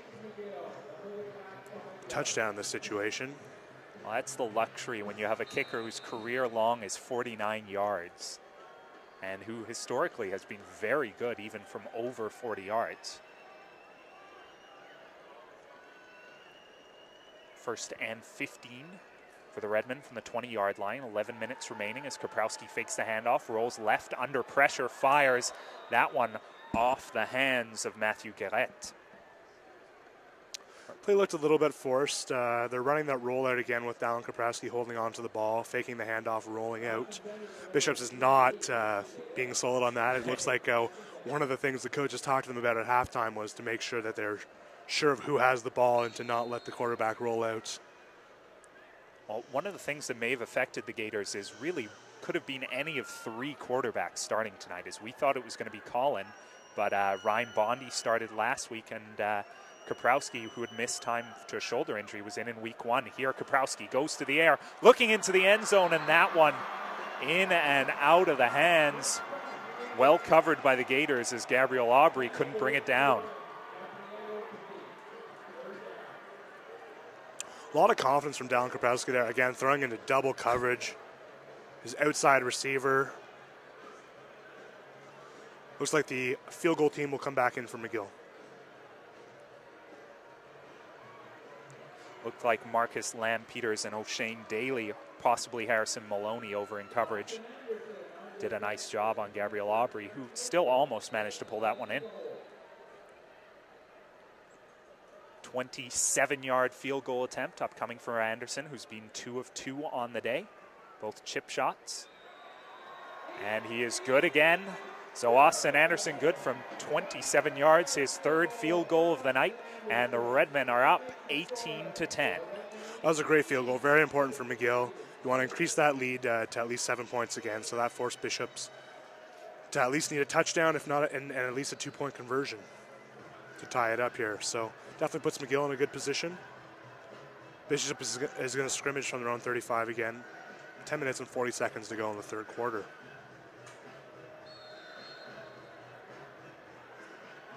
So the Gators back onto the field on their last play, their only play of the second half. It was a 75-yard bomb from Jordan Heather to his brother Nathan. Quincy Vandecruz in the backfield, but the Gators throw a screen pass attempt. But that was nowhere near Quincy Vandecruz, the intended receiver, as the Redmen blew that play up. Yeah, the defensive line did a nice job. They got in there and I think maybe forced that that pitch a little faster than they expected. But it almost was a opportunity to turn the ball over there for McGill in great position. Well, Heather got very lucky on that play that there was not a McGill linebacker in the vicinity, because he just popped that one up nowhere near his intended receiver. Flag down, as that one somehow brought in by Jeff Coventry. As man, oh man, did Matthew Quigley have a chance on that one. There were flags down and likely against the Redmen. Well, it's great effort by that Bishop's receiver there to concentrate, to bobble the ball, be able to hang on to it, get the first down. And it looks like McGill was offside, so it's going to be a first down anyways.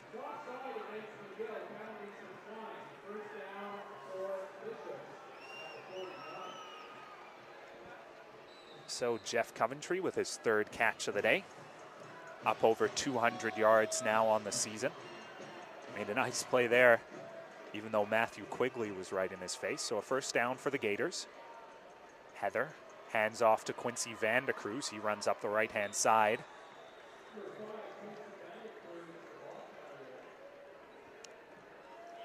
Well, it looks like Bishops is getting some effort the second half to get a bit of a run game going. It's definitely keeping McGill's defense a little more honest. I think they have to add another guy in the box here to try to keep Bishops contained.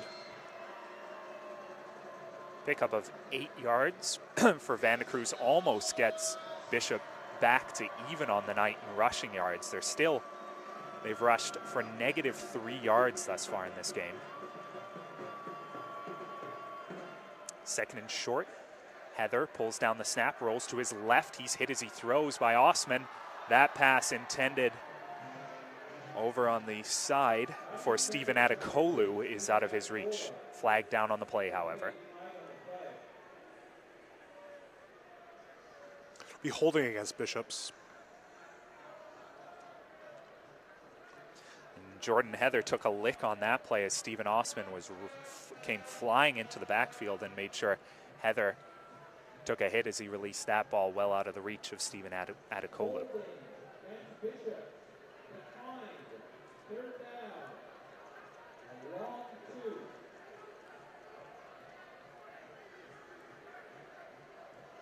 Redmen declined the holding penalty, which will bring up 3rd and 2 and the punting unit.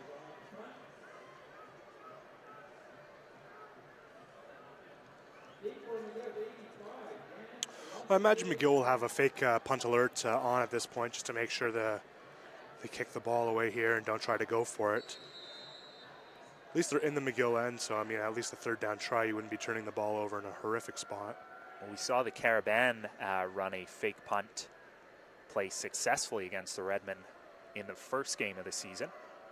But Paquette will punt this ball away down the sideline, and that'll bounce out. And it's going to be marked out quite high as it'll be marked out of the 27-yard line, but our side judge there didn't seem to be a little confused as that looked to bounce out around the 20-yard line. Oh well, referees are human. 8 minutes, 49 seconds remaining here to play in the 3rd quarter. Redmen with an 18-10 lead over the Gaiters, as Dallin Kaprowski and the McGill offense takes over from their own 27-yard line. Kaprowski with the handoff to his brother, so that was Dallin handing off to Taylor. And he has another nice run, gain of 16 and a 1st down for the Redmen. He's having a heck of a second half here so far. We're only about 7 minutes in here, and he must have almost 100 yards already. And now at 78 yards on the game for Taylor Kaprowski. Those are numbers that he has not seen in quite some time. Handoff again is to Taylor Kaprowski. Another nice play on 1st down as he'll pick up 5 yards and get them halfway there.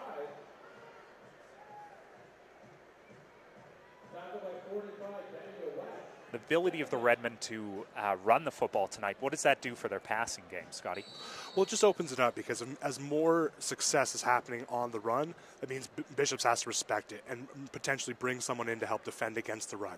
That will open it up for the receivers because they might drop a guy from coverage. So it gives you more opportunity to pass. 2nd and 5. Quick throw by Kaprowski.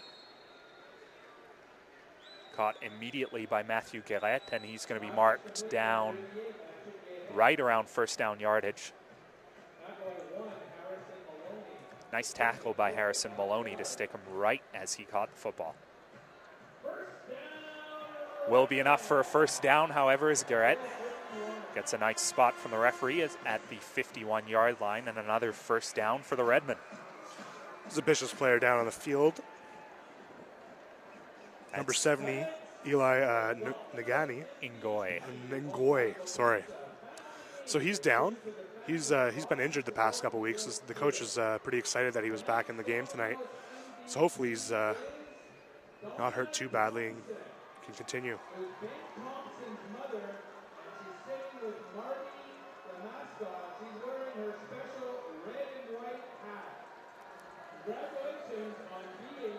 Decent crowd on hand tonight for the annual Fill the Stadium game. Yearly tradition here at McGill. I believe it's the 4th year. Started back in 2008.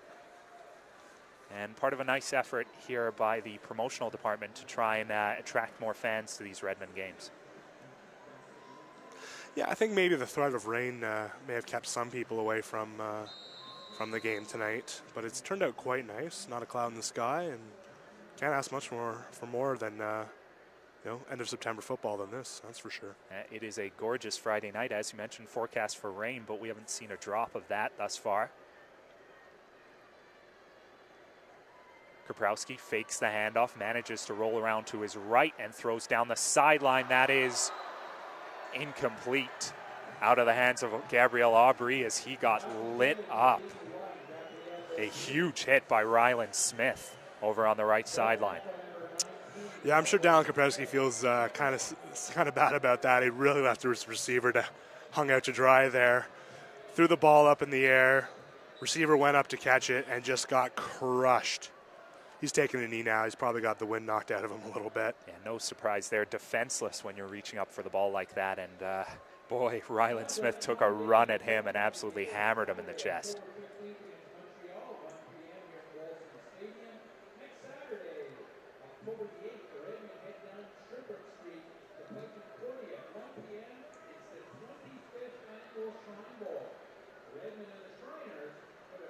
And Scotty, you're a former McGill Redmen. Something we've talked about a little bit is the fact that this Redmen team has not won a game in 2 years. How much does that start to weigh on the players? Well, I think the hardest thing for the players is winning really breeds confidence. So the more you win, the more success you have, the more belief you have in yourself and the ability of others. When you lose after week, you question yourself, you question your teammates, you question your coaches, and it's really tough. So the biggest thing and best thing about winning is that confidence. Kaprowski on second down. Short throw as he was hurried. Good to see Eli Ngoy back out there after being injured as he put some pressure on Dallin Kaprowski and forced him to throw that ball away.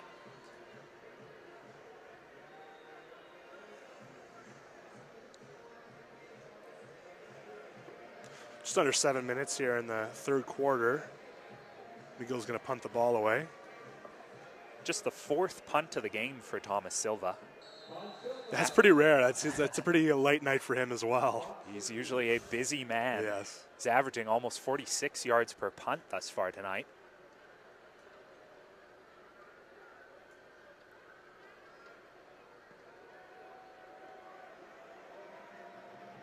This one not quite as good, but will be marked out at about the 26-yard line, which is where the Gators will start with 6.5 minutes remaining in the third quarter.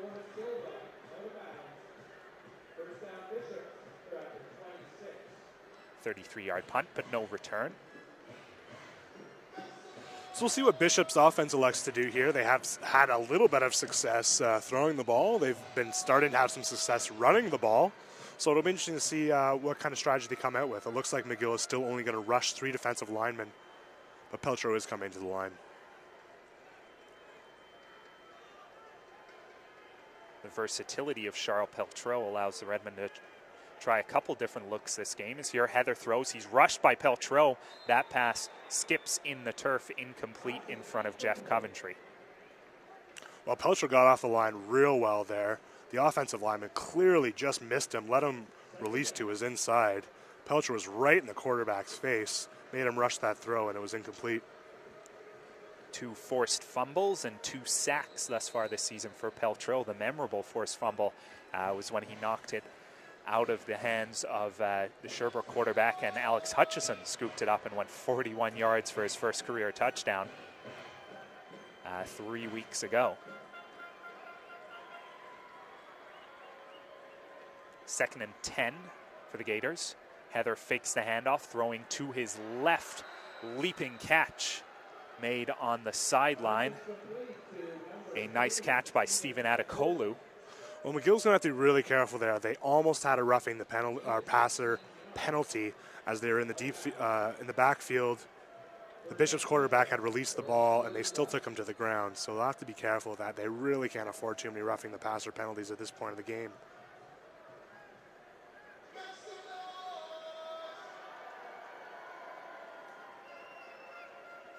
First down for the Gators. After a pickup of 12, Heather. Complete over on the left-hand side. Again, that is to Jeff Coventry. There's a flag down on the field. It looks like it might be face masking against McGill. Short gain, just 3 yards for the Gaiters, pending the penalty. It is against Bishops, not McGill. My correction. Penalty is holding against Bishops. They'll bring it back 10 yards. First down. 76 yards in penalties thus far tonight for the Gaiters, so they're on track to match or surpass their season average of 117 per game. Here they will be 1st and 20. Back at their own 31.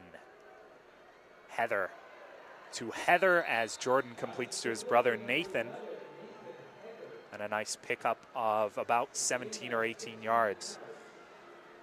Well, Nathan Heather seems to be quarterback Heather's first receiver option. He's always looking there, trying to make that play. So McGill should try to be aware of that. Maybe they can make an adjustment to try to cover him up a little better. Even there, he was double teamed. McGill got to him and wrapped him up nice and quick.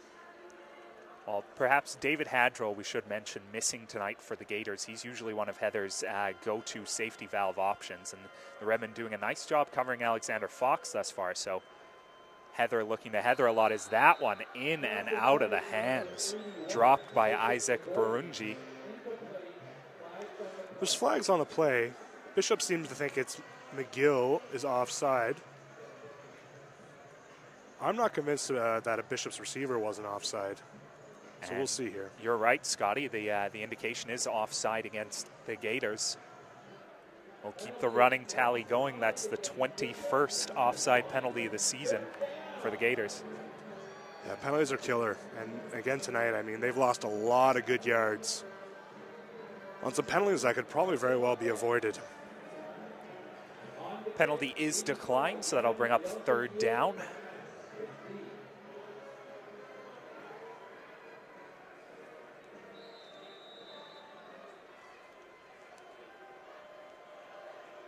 Paquette on to punt yet again, averaging about 40 yards per punt this season. He will run to his right and then kick. That one skips out of bounds around the 19-yard line as Yann Langelier-Venas does not get a chance to return what would be his first punt return of the season.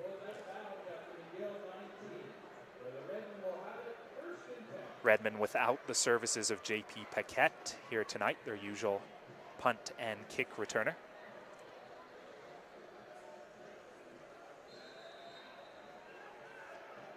Well, I anticipate McGill's going to keep running the ball here. They got Sean Murphy back in the backfield.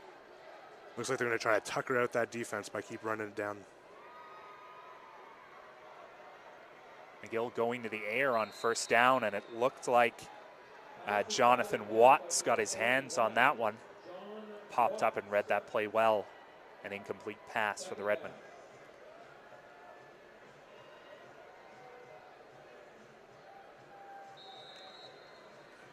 Three minutes, 45 seconds remaining here to play in the 3rd quarter.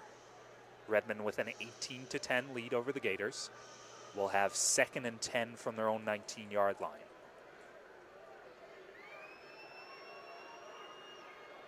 All sorts of motion for the Redmen as Kaprowski looking down the right-hand side. That has come, in and out of the hands. Gabriel Aubry looked to have it and then dropped it on his way to the ground.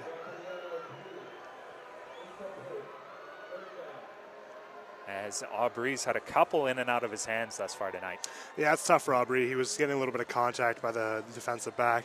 He managed to break off and looked like catch the ball. Whether or not he dropped it on the way to the ground or the ground caused him to drop it, that's too bad. So Silva will come out to punt here with 3 minutes and 22 seconds to go in the 3rd quarter. It was another nice throw by Kaprowski. Looked to be into double coverage again, but feathered that pass into Aubry, unfortunately not complete. So Thomas Silva trots out.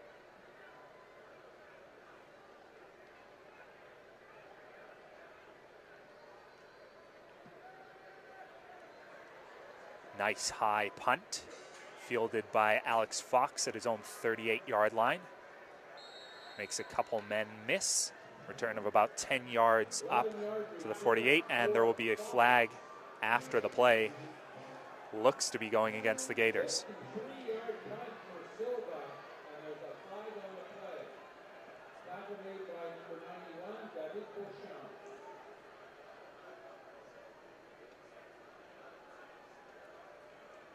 Another penalty against Bishops. Penalty is unnecessary roughness against Bishop.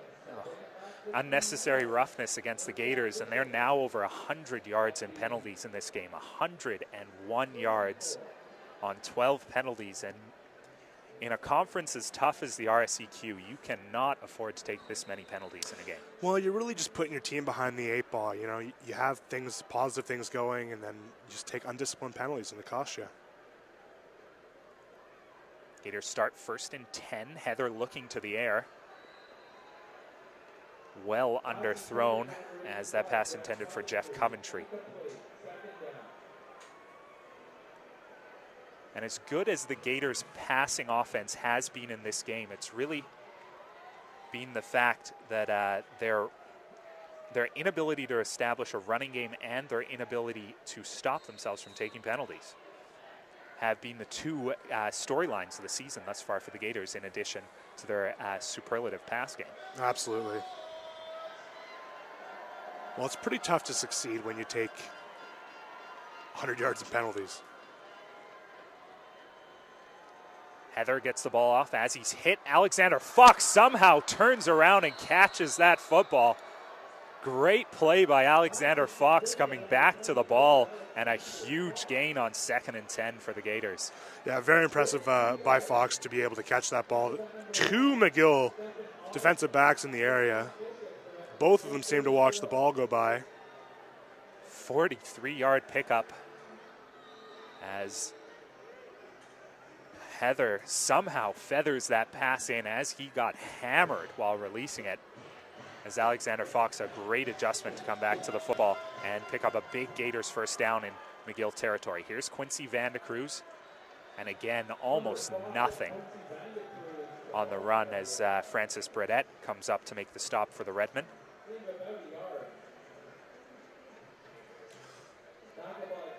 Well, Bishops has got something going here. The defense is gonna have to step up a little bit. I think they're probably just out of field goal range right now, so if McGill can kind of stop them here. Otherwise, they're pretty much guaranteed to get some points out of this series. 241 yards of offense for the Gators, but 118 of those yards have come on 2 plays. A 75-yard pass and then a 43-yard pass.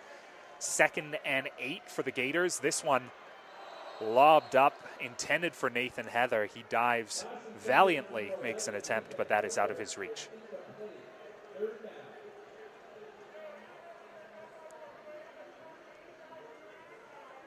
Gators currently at -1 yards rushing thus far this game. And that's after a 2-yard pickup on 1st down by Quincy Vandecruz. So really just no run game, so to speak. And this is coming against the Redmen, who are 2nd last in the queue in rush yards per game. So Bishops is going to try the field goal here. So a 39, almost 40-yard kick here where he's setting up the tee. So we'll see if he has the leg for this. 6 for 8 on the year is Paquette. This kick is up, and it is good from 39 yards. Paquette's 2nd field goal of the game. And the Gators are back within 5. It is 18-13. Well, it's great that Bishops was able to get some points out of that drive. Certainly good for the team spirits and the morale on the sidelines. Gives something for the defense to kind of look at and say, hey, we've got to hold on here. So it's good for the Bishops defense and offense. Now McGill's offense will come back in. Scrimmage from the 35. And have the opportunity to try to get something going here themselves. That Gators drive started back on their own 34-yard line. Really the key play, a 43-yard pass to Alexander Fox. So Dallin Kaprowski, quarterback, product of Canada, Ontario, and the Ottawa Junior Sooners program, hands off to Sean Murphy.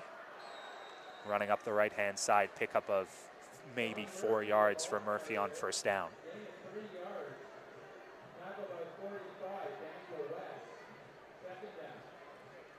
Better job by Bishop's defense there. They're getting to the outside.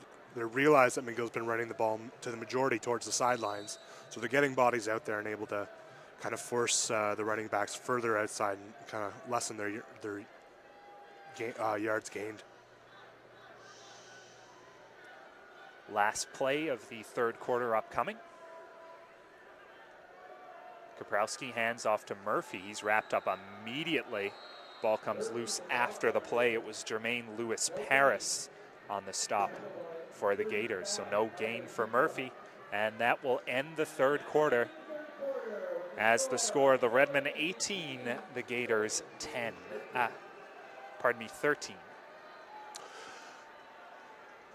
Well, McGill's kind of taking their foot off the gas a little bit here on offense. They were rolling really well the first half. Even in the third quarter, they were moving the ball well.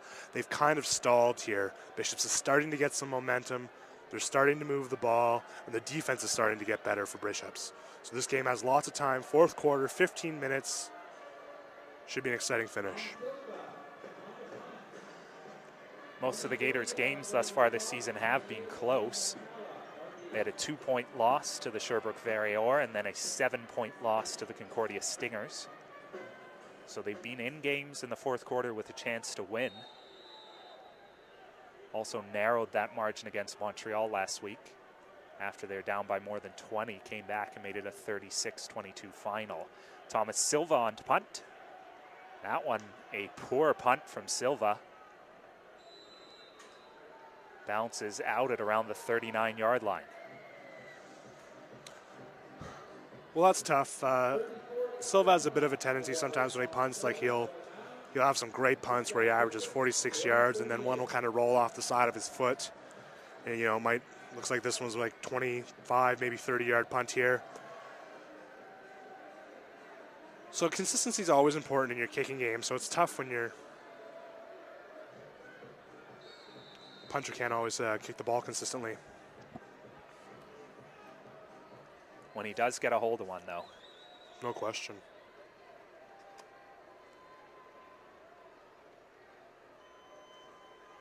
Heather and the Gators take over from their 38. Heather fakes the handoff to Vandecruz, then throws on the right-hand side, complete to Jeff Coventry. Stiff arms Matty Awesome and then gets pushed out of bounds. Took down a couple McGill cheerleaders on his way out. Definitely rocked some cheerleaders there. Hopefully they'll be all right. They're up and shaking it off. There were flags down on the play, so we'll wait the call.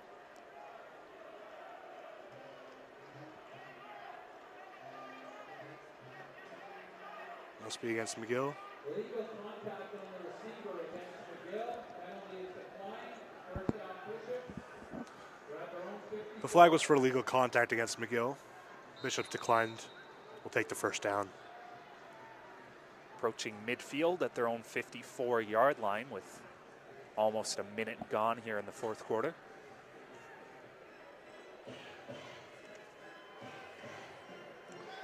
Last time these two teams met, it went to double overtime. We have a close one here again tonight. Heather fakes the handoff, complete to his brother Nathan, and they're going to rule that one incomplete. As Heather got hit hard by Matthew Quigley, and then the ball scooped up by Zach Lord, but nothing doing as Heather never had full control of that ball. Well, that's why they pay the referees the big bucks to make those tough calls. I'm not so convinced that he didn't have the ball in his possession there, but that's why I'm up on the booth and not on the field. We've seen Matthew Quigley do that once before. He has a forced fumble already this season. Almost caused a second one on a beautiful hit there. 2nd and 10 for the Gators. Heather for Turner, and that one will be complete as Stephen Turner just manages to haul it in before it hits the turf. Pickup of 11 yards for Turner and a first down for the Gators. McGill's defense needs to dig down deep here. Bishops is starting to get some momentum. They're moving the ball, moving the chains.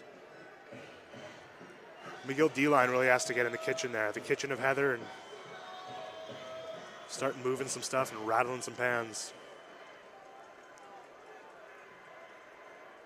1st and 10 for the Gators. The McGill 45. Heather pumps, then goes down the sideline. That one is caught. A lovely route by Stephen Turner as he catches his 2nd ball in a row all the way down to the McGill 10-yard line.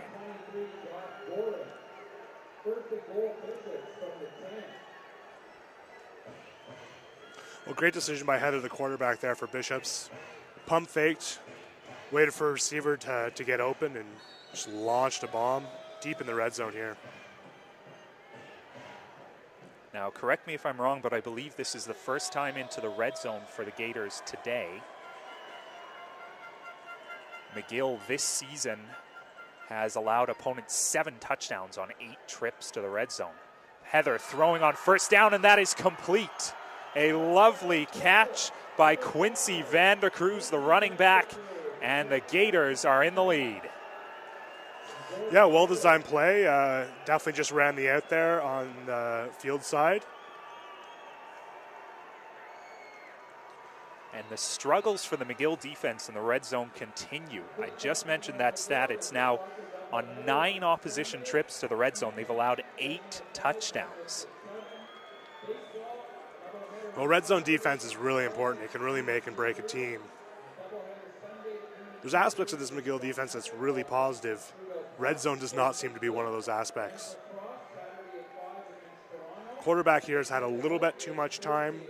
McGill has not been effective this 4th quarter so far in getting penetration on the offensive line to really rush that quarterback as much as they were early in the game. And that was a lovely throw by Jordan Heather. Fit that into a really tight window as Quincy Vandercruz going down in the just inside the goal line on the right-hand side. And he was the hero last time these two teams met, scored the touchdown in the 2nd overtime period to give the Gators a narrow 26-19 win. Now, do you go for 2, Scotty? Yeah, that's an interesting question. I think with still well over 10 minutes to go, I think you just go for the single point here. But the way they're huddling, it looks like they may go for it. No, they're going to kick. Gators did not convert on 2 two-point conversion attempts last week against Montreal as they tried to get back into the game. So perhaps that plays into their thinking, as the extra point is good from Matthew Paquette, making the score the Gators 20, the Redmen 18, and Bishops has their first lead of this football game. Well deserved. They came out this 2nd half just raring to play. They've moved the ball really well. Defense has stepped up for Bishops, and McGill doesn't seem to have any answers. So at this point, I think McGill needs to try to make some adjustments here, try to make an adjustment on defense, try to make some adjustments on offense, so maybe they can find something to get going again. Certainly that run game seems to have stalled for McGill. Passing game seems to have stalled, and the defense seems to be tiring out. So if we get a really good drive here for the McGill Redmen, it'll really help their chances. After putting up only 70 total yards on offense in the 1st half, already through 1 quarter and then 2 minutes and 14 seconds of this 4th quarter, the Gators have put up 244 yards. So a huge disparity there between the Gators we saw in the 1st half and the Gators we're seeing in the 2nd.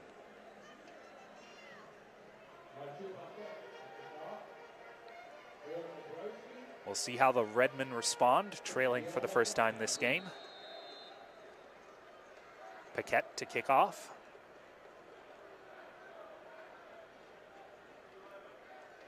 Fielded after the hop at the 11-yard line. Very short return for Guillaume Laflamme, and the Redmen will start from their own 22-yard line.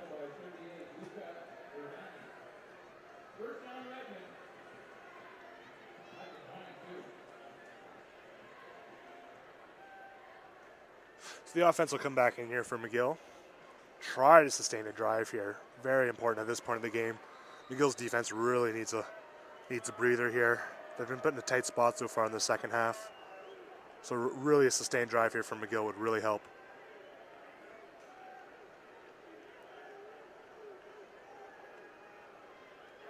Handoff on first down is to Taylor Kaprowski, and he gets nothing. Stuffed at the line.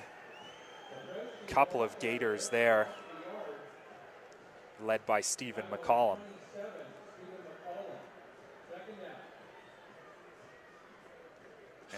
You know, Matt, momentum's a really interesting thing in any sporting event, but you can really feel how it swung here in the second half. Everything was going for McGill early on in the game, and just everything seemed to stall out for them. It's unfortunate. Bishop's has done a great job, and I think a lot of credit should go to them. Gators outscoring the Redmen 17-3 in this half. That pass intended for Michael Chidiat. Great play on the sideline by Jermaine Lewis-Paris to break up that ball, and it's a 2-and-out for the Redmen at a crucial time in this football game. Well, now you're in a tough spot. You're backed up. You're forced to punt. You know, in all likelihood, Bishops is probably going to start with the ball in your territory. So again, you're putting your defense in a bit of a tough spot here. You have to dig deep.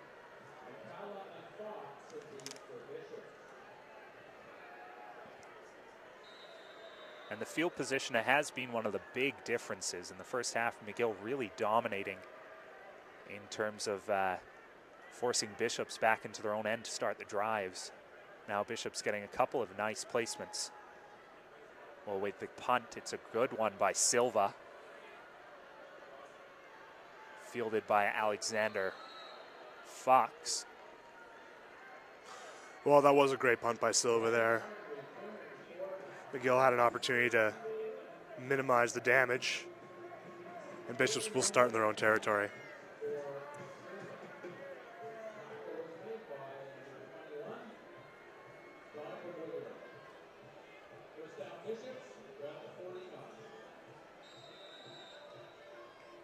So this Bishops offense that has come alive in the second half starts this drive for their own 49-yard line. As I mentioned, 244 yards of total offense already this half. Heather fakes the handoff, keeps it himself.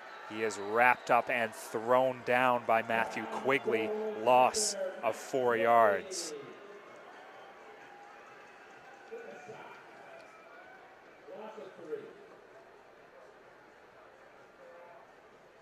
That was a great pickup by Quigley there. He was reading the quarterback. He kept his eye, kept his contain. He realized the quarterback was coming outside, and he made the play. It's a nice job.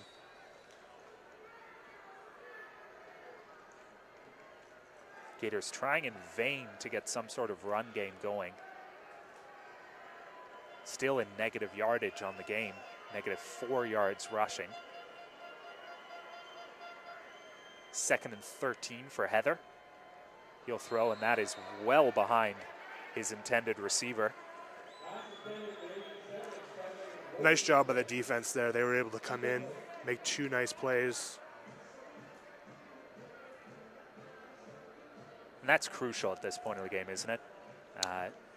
As the Redmen try to claw back some of that field position. Well, no doubt. And I mean, so now Bishops is going to have to punt, and you know, I don't think the average punt for Bishops has been as long as McGill tonight. So, you know, you kind of came out unscathed, and you know, you might be in better field position than when you left off. So it worked out okay so far. Paquette does have a good leg, averaging just under 40 yards per punt this season.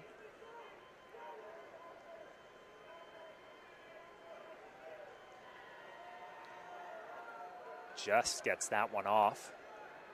It'll hang up and bounce down to Guillaume Laflamme. Stutter step, but wrapped up nicely by the Gators special team.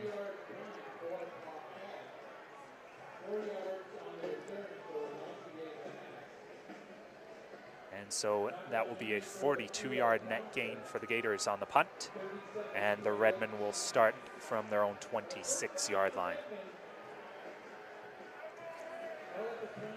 Scotty, if you're Coach Sonny Wolf, what are you telling your young quarterback coming out onto the field now? Stay calm, lots of time left.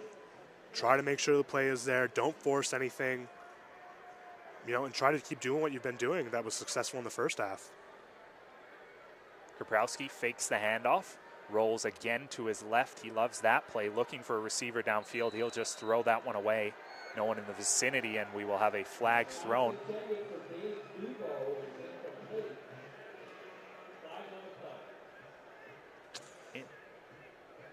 Intentional grounding, I believe, is going to be the call. No. Oh, no flag. Correct me if I'm wrong here, Scotty, but can you call intentional grounding if the quarterback is out of the pocket? Generally, when they're outside of the tackle box, it is okay to throw the ball away. Or sorry, the hash marks. I didn't mean the tackle box. So that flag is picked up. It'll be 2nd and 10 for the Redmen as they look to avoid yet another 2 and out. 9 minutes and 15 seconds remaining here to play in the 4th quarter. Gators with a 2-point lead. That one again in and out of the hands of Gabriel Aubry, as that was a high pass, a tough one for him to bring in, but he did get the fingertips on it. Yeah, it's a tough spot again that Dallon's been putting his receivers in tonight. When you have to go up and climb up to catch the ball, your arms have to go over your head. That really exposes your entire midsection to just crushing blows by the defense.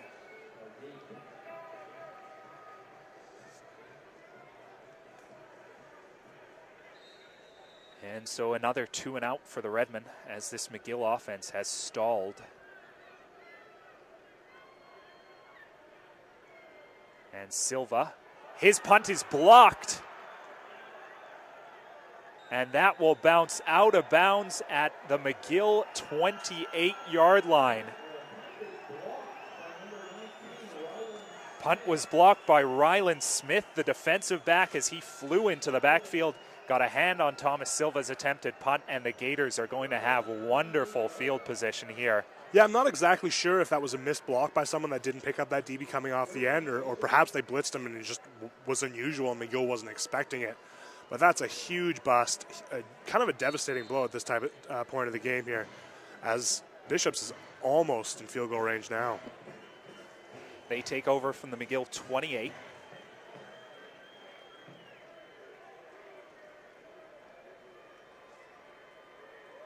Handoff is to Quincy Vandecruz, and again, he gets nothing. Pardon me, Jean-Baptiste is the ball carrier, not Quincy Vandecruz. They'll give him a yard before Ben Thompson threw him to the ground.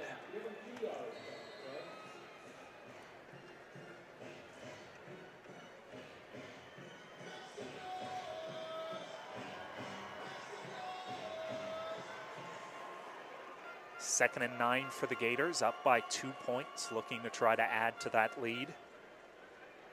Heather has a receiver open in the flat. It's Alexander Fox. He can't get away from the pursuit of Matty Awesome. And that will be well short of a first down. Bishop's player is down here.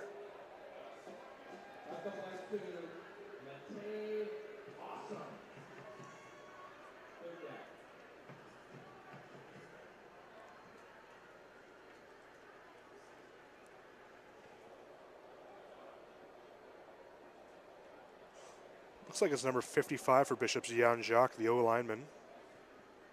Not sure exactly what happened on the play, but he looks like in a significant amount of pain. Bishop's is 3rd and long here, so it looks like they're going to try the field goal. Get a 5-point lead. Paquette's looking at about a 33-yarder, it appears.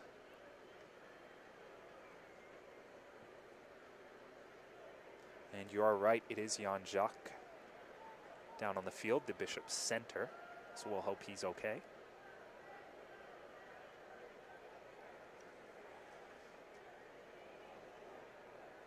Take a moment to remind you about our next broadcast, coming your way in 2 weeks' time on October 15th as the Redmen hosts the Montreal Carabin at 1 p.m.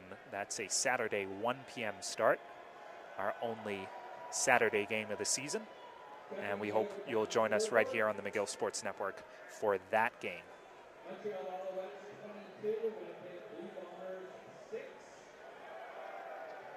to go in the third quarter.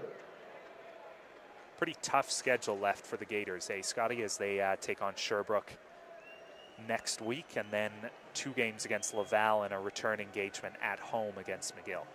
Yeah, it's certainly a hard, difficult second half of the season. That's why this game's very important to them. If they can, win this game against McGill and possibly win that other game against McGill, and then, next week against Sherbrooke should be a toss-up, they have an opportunity to make the playoffs here. Now, that's not to say McGill's opportunities have completely gone. There's still lots of time left in this game.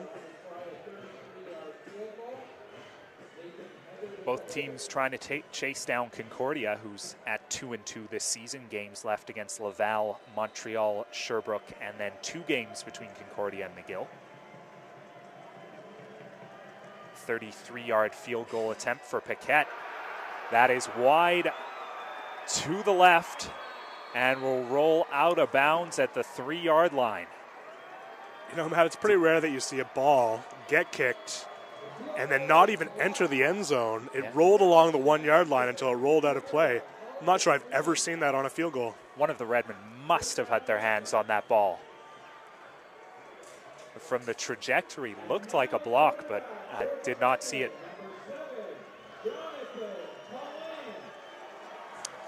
And there it is. In at quarterback is Jonathan Collin. So the McGill Redmen looking to shuffle things up, and we've just been informed that the block on the field goal was by Francis Burdette. So the McGill defensive back gets his hands on the attempted field goal by Matthew Paquette and manages to keep the Redmen within 2. But the big story here, Jonathan Collin in the game at quarterback for the Redmen. Handoff on first down is to Taylor Kaprowski. Good rush, gain of about 6 for Kaprowski. I think this is a really interesting coaching strategies for McGill. Dallin had kind of stalled. The offense wasn't moving as well. I think guys are starting to get down a little bit. So they said, hey, we're going to try to stop this. We're going to put JC in the game, JC Collin in the game as quarterback, and maybe he can get some momentum going again. I think it's a great strategy at this point, and there's nothing to lose. Collin made his first appearance in 13 months last week against Laval. He'll hand off again to Taylor Kaprowski, who picks up a nice run and a first down. So the McGill running game getting back on track and getting them out of the shadows of their own goalpost. Well, that's a great effort by the McGill offensive line. That's 2 running plays in a row where there's a giant hole for that running back to go through. So if they can keep this going on this rush, should be very positive.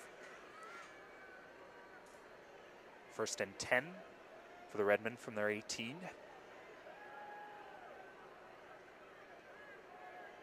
Collin going to the air for the first time this game. It is a long pass, and that one almost picked off.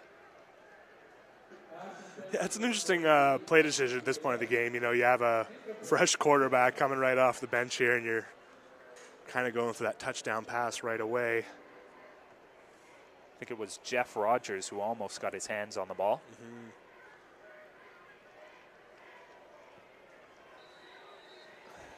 Collin in the 2010 season opener against Laval tore his ACL, his LCL, and his hamstring.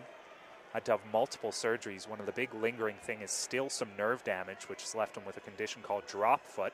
We'll see him passing here on second down. That one in and out of the hands as drops continue to be a huge issue for these Redmen as Michael Chidiat can't reel that pass in. Yeah, it looks like there might have been some contact actually between 2 McGill players there that kind of ran into each other as the ball was coming, and no one managed to make the play.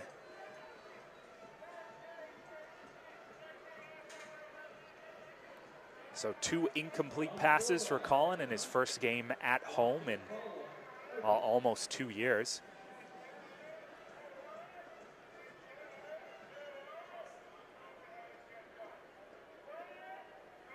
Really a remarkable story. An injury that could have been career-ending, that many expected to have the potential to be career-ending. Well, it's pretty devastating, as I said at the beginning of the game. He's had a heck of a 13 months. He's been going through a lot of rehab, a couple surgeries. But, his perseverance and his heart is just amazing and really a motivator for these guys on the team. So I think it's nice to get him in the game, see him there. There's a great punt by Silva.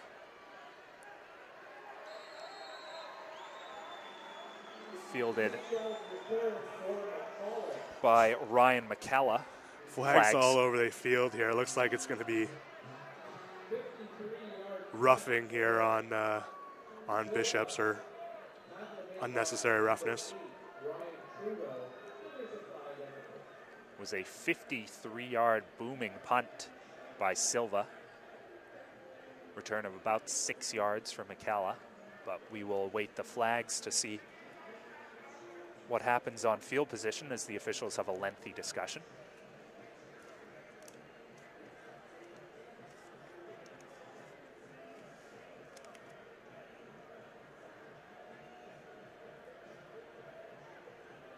.5:22 remaining here in the fourth quarter.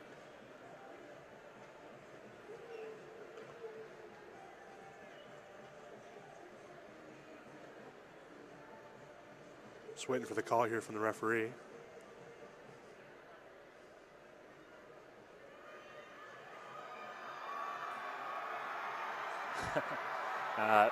Unnecessary roughness was the indicated call against McGill.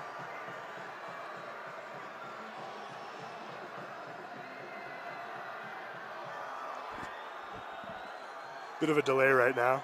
Just be a moment. Fan on the field. Nice tackle by the McGill security team.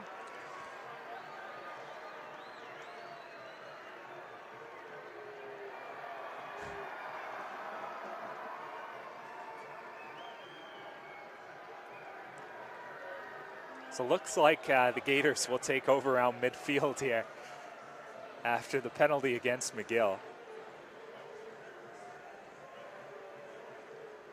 Well, I'm glad that fan decided to wait till the end of the play at least. Yeah. Also, do not know where he came from. No, that's a good question. That entire side of the stadium is shut off. Pardon me. Okay, back to the action. Gators take over in midfield after an unnecessary roughness penalty against the Redmen. Heather fakes the handoff, throwing down the left sideline, looking for his brother. He's got it. Nathan Heather hauls in the pass from his brother Jordan and has Gators in the red zone yet again. Flag on the play here. It looks like it's going to be against McGill, roughing the passer. I'm incorrect. It's a hold against Bishops. Pardon me. Wow, what a turn of events here. You're in the red zone, and now you're backing up another 10 yards. So a costly penalty. I apologize to the Gators. Now they are over 100 yards in penalties. They were sitting at 91. Now they're at 101 yards this game in penalties. And I don't know that any have been more costly than that, negating a huge 37-yard hookup between the Heather brothers.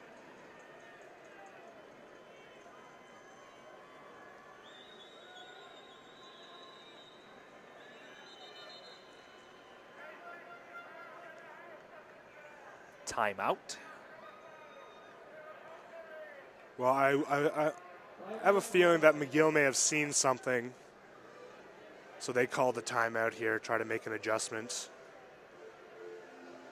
Perhaps it was a formation Bishops was lining up in, or some sort of movement that they'd seen in film.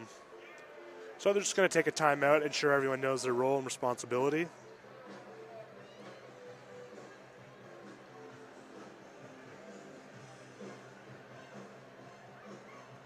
D-line's been a little bit quieter today, as they've generally only been rushing 3 linemen, so you get more double teams in those sorts of situations, so not as much opportunity for the defensive line to make huge plays.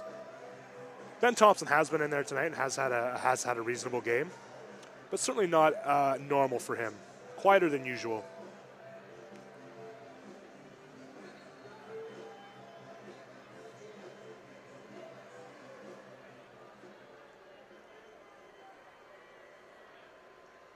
Well, it's been an adjustment this year to playing 4 down linemen, an adjustment for Charles Peltreau, moving up to the line. He gives him a lot of versatility, as he mostly played linebacker last season. 1st and 20 for the Gators. Pass from Heather is complete to Stephen Turner, and man, he got hammered. I think that was Alex Hutchison who came over and rocked Stephen Turner, but if a flag does fly.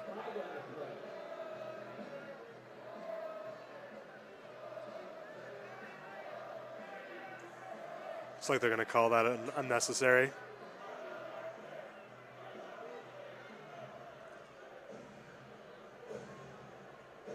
Yep. Unnecessary rough. Spearing, rather. Well, tough spot here. It's about 4 minutes and 30 seconds to go, and you're giving them 3 yards and a first down. Especially as that still would have been about 2nd and 10 for the Gaiters after the holding penalty backed them up. So we talked about penalties killing the Gaiters here tonight, but there's one against the Redmen that's really costly.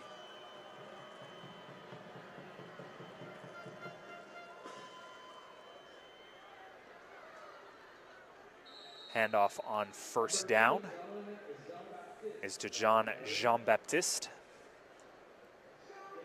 He'll pick up 4 on first down. And Bishops is finally into positive territory rushing in this game.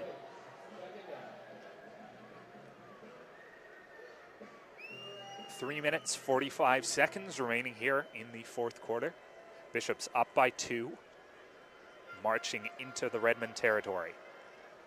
Heather to the air, that ball batted up and intercepted. I believe Matty Awesome has it. There is a flag down, however, on the play.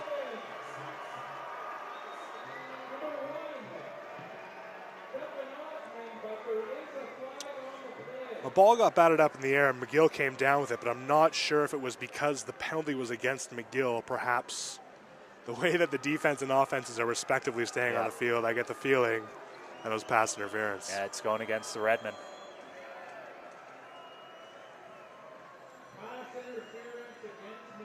Pass interference against McGill, so what looked to be a turnover negated on the penalty, likely what wouldn't have been a turnover without the penalty. Yeah, you just gave him 30 free yards there.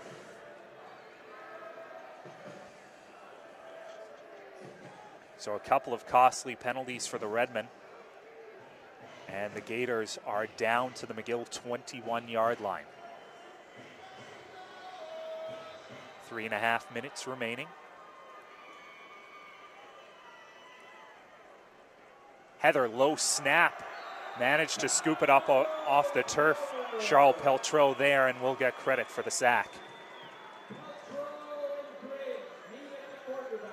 Well, a little bit of nerves there on the Bishops offensive line. They jumped a little bit, and it looks like the snap was a little bit shaky. Heather couldn't handle it, dropped it on the turf, and pretty much just had to cover to keep possession.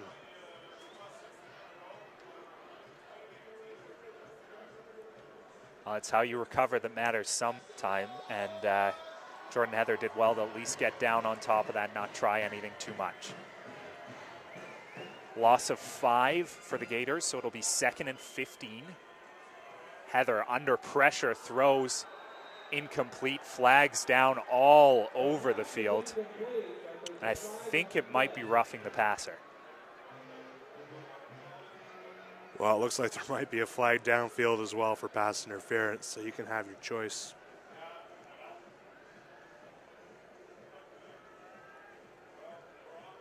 And just penalties galore, offsetting penalties by the looks of it.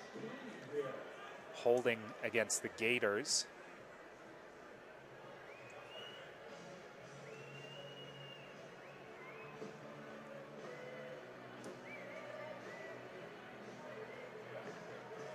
And we'll await the call against the Redmen.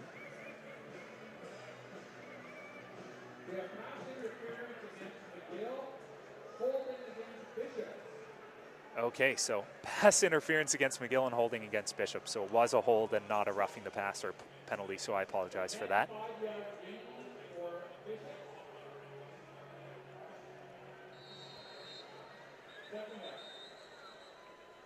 Bishops will move 5 yards up, and they will have 2nd and 11.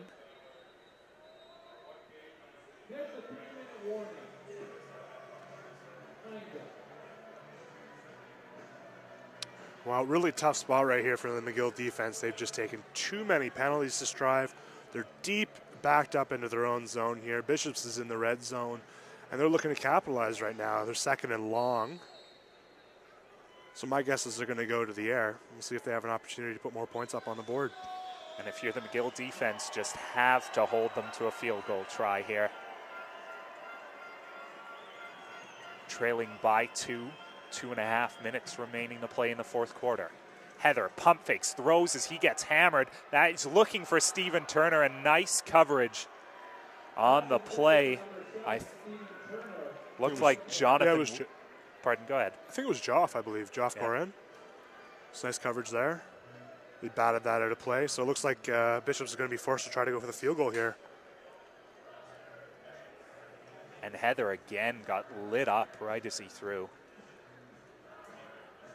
Well, he's taken a few pretty nice shots tonight. I've been pretty impressed that he's been able to stay in the game. I think that's kind of a tribute to his toughness, you know. To be able to take licks and be able to stay in the game, that's what football is all about.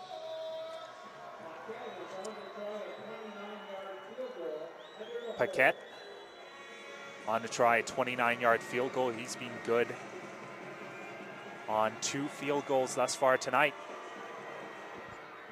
Had one blocked, but this one will sail through the uprights.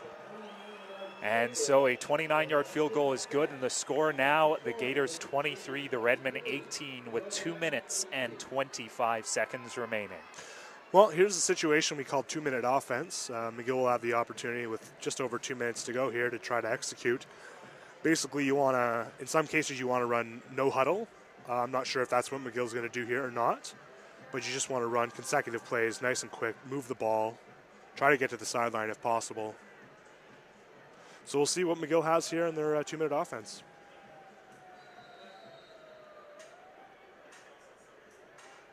Veteran quarterback Jonathan Collin remains under center. In the shotgun, rather, as he replaced Dallin Kaprowski at the beginning of the last drive. Collin looking deep down the left side, throwing into double coverage, and that is almost picked off. O'Shane Daly got his hands on it as he was going out of bounds. Looks like Bishops has really just dropped into coverage here. They're not really rushing the quarterback that much. Looks like they're really trying to focus on stopping the pass. Collins' numbers last week were not great. 7 for 18, 95 yards, 2 interceptions. 0 for 3 through the air tonight. He will have 2nd and 10 from his own 35. Looking deep again, and again, nowhere near anyone. 4 Bishops defensive backs in the area. Bobby Michaelberg was probably 10 yards under that ball. Yeah, I'm not sure if it's maybe lack of snaps or reps in practice this week, but definitely did not seem to be on the same page with the receivers on either of those plays. It's a pretty tough 2-and-out to take at this point of the game.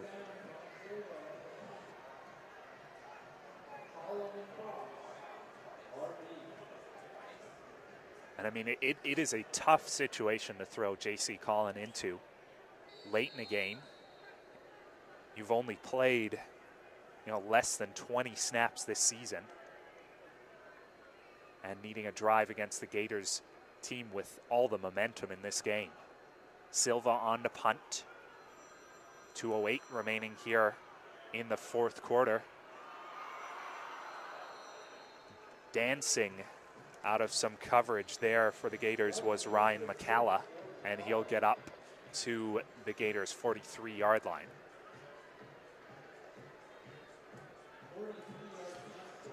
Well, need the defense here if they have anything left at this point of the game. Just over 2 minutes left. 23-18 for Bishops. McGill's really going to need a 2-and-out here to have any shot here. And this Gators offense has just come alive in the second half after putting up only 70 yards of total offense in the first half. Heather hands off to Jean-Baptiste, wrapped up immediately in the backfield. Tyler Lavin leads a gang of Redmen tacklers, and the Bishops' run game continues to stink thus far tonight. Yeah, it's been a tough night for the running game. The coach said at the beginning it's something that they had been working on in practice, and we're going to try to make more of an effort to get the running game going. It has not worked for them tonight. Loss of 4 on first down for Jean-Baptiste. We'll bring up 2nd and 14 with 1 minute and 40 seconds and counting remaining here in the in the fourth quarter. Heather to the air, and that is almost picked off. Glorious chance there for Joff Gorin as he had that one in and out of his hands, and what would have been a huge interception at midfield. Yes, timing is everything, and that would have been perfect, unfortunately. But McGill's going to get another chance here. They're going to get the ball back. 1:30 to go. Not an easy spot, but stranger things have happened. McGill defensive back still without an interception thus far this year. And that would have been a very opportune time to get their first of the season. Nonetheless, the defense holds the Gators to 2 and out.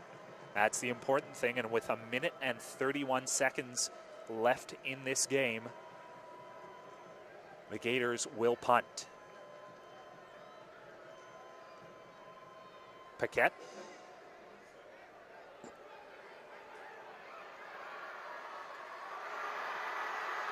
Backing Laflamme up. Pardon me, not Laflamme.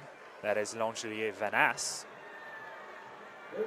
who has a return of 13 yards out to the McGill 38. So 1 minute and 21 seconds left, Scotty. Redmen need a touchdown. Well, I think at this point of the game, they're pretty much forced to stick to the passing game. So we'll see what Jonathan Collin can do. 0 for 4 passing since he came in relief of Dallin Kabrowski. They seem to be going for that home run pass here. We'll see what happens. Collin moving around, looks back, and again that one in the turf. Pass intended for 88 by Tristan Head. Incomplete. Second down.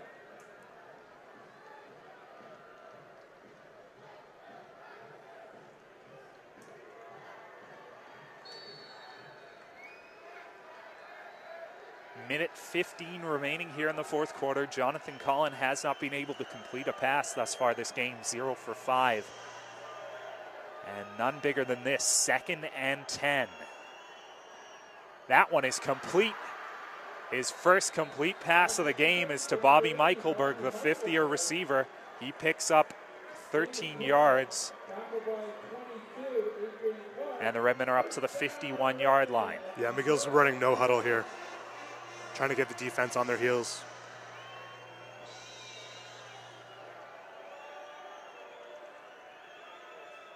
Collin to the air again. That pass picked up by Michaelberg. He had to stop and come back to that ball, which kept him in bounds. Picks up 7 yards for Michaelberg.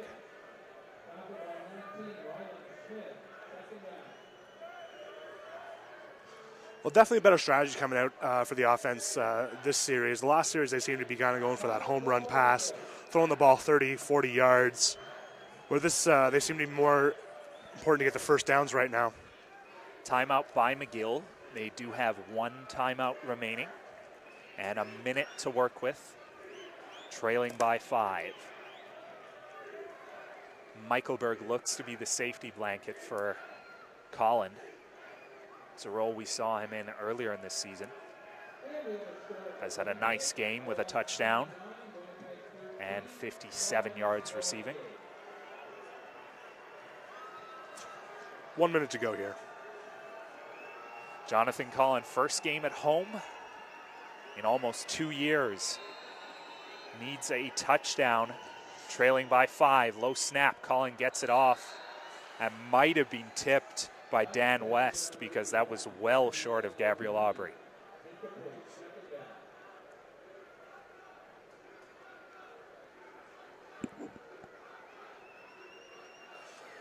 Well, third down here, McGill's going to go for it. No question about it, in 3-down territory. McGill on the season 4 for 9 on third down. That's a 44% conversion. They need 3. Collin pump fakes. He's going deep, looking for Aubrey. That one is overthrown off the hands of Ryland Smith in coverage. Incomplete pass, and the Gators will take over on downs at their own 53-yard line. Well, Matt, what a second half by the Bishops Gators here tonight. They came out ready to play the second half. They made some adjustments that McGill clearly was not prepared for and clearly unable to counter. I think hats off to them in their effort here the second half. Absolutely. You know, we've seen this Gators team play well all season long. As we mentioned earlier, only a 2-point loss to Sherbrooke and then a 7-point loss in a close game against Concordia. So it shows you just how competitive this RSEQ University Football Conference is, as the Gators will look to run out the clock as they hand off to Jean-Baptiste. Wrapped up by Osman and Hutchison. And the Redmen will spend their last timeout. 46 seconds remaining on the clock. Well, this will be a tough one here for McGill to swallow. Great opportunity for them tonight. They really got some offense going. They scored some points. Austin Anderson looked really good most of the night. And unfortunately here, they were just unable to sustain it after the first half, and Bishops came and definitely took the buck and has run with it.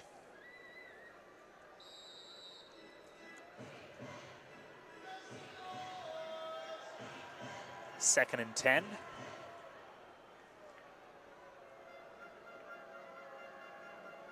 Fullback moves out to block, and the handoff is to Jean-Baptiste. His progress stopped after a gain of 2 or 3. And so the Redmen will get the ball back. Only 41 seconds remaining right now on the clock, as Matthew Paquette comes on to punt.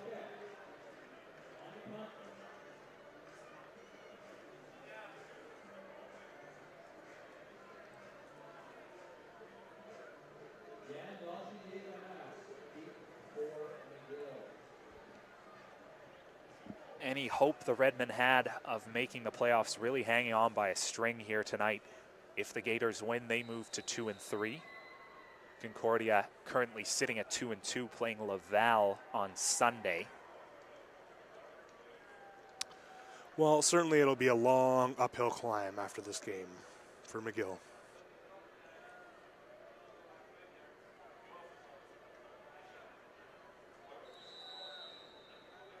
But should be an interesting season. Interesting finish to the season for the Gators as they wind the clock down to 20 seconds and then take their final timeout.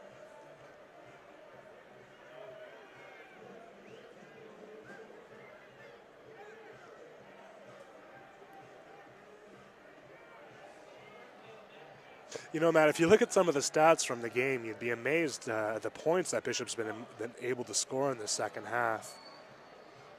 You know, with rushing yards at 4 for the Gators. 4 rushing yards versus McGill's 189. It's the Bishop's passing yards at 324 versus McGill's, again, 189 passing yards. So really, you know, I think we talked about this at the beginning of the game, that Bishop's primarily a pass team. And that, you know, the run game was really secondary, and certainly the statistics tonight just show that.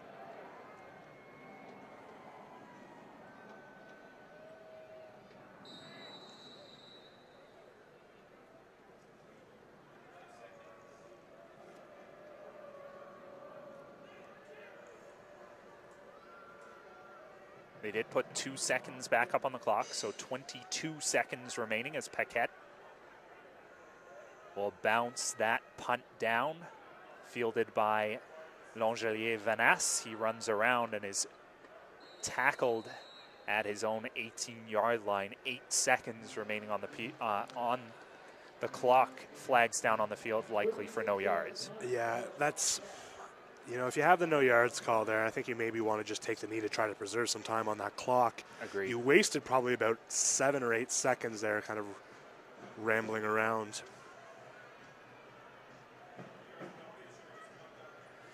No yards is the call, so the Redmen will move out to their own 25-yard line. Pardon me, also a holding penalty against McGill, so that's why the ball will only be advanced 5 yards.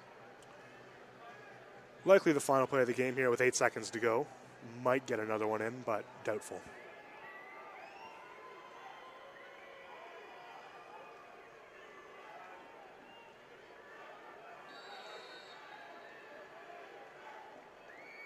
Jonathan Collin with one last-ditch effort, complete to Bobby Michaelberg. He'll pitch it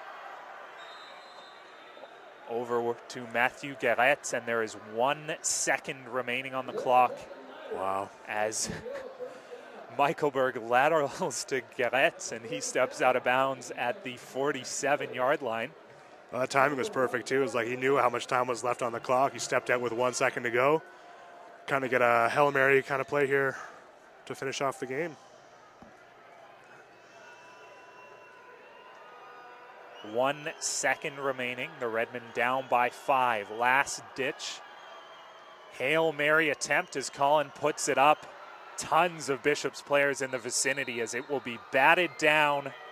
And the Bishop's Gaiters defeat the McGill Redmen, come from behind after trailing by 12 at the half to win this game by a score of 23-18. Well, this is a great win for Bishops. It'll definitely boost some confidence, really help them. Their momentum should increase from it to come from behind. The coach knew it was going to be a tough game today. He told me we have to work hard, we have to play hard, we have to be ready to be aggressive. And, the first half they didn't do that. But McGill didn't take advantage of all their opportunities. And, they really left some points on the table, and it ended up costing them the long term. So Bishops wins this game 23-18 and really helps them going forward for their push to the playoffs. McGill still looking for some answers. Now 0-5. Matt, what do you think? And Scotty, it was really a game of two halves here tonight, as the statistical splits on either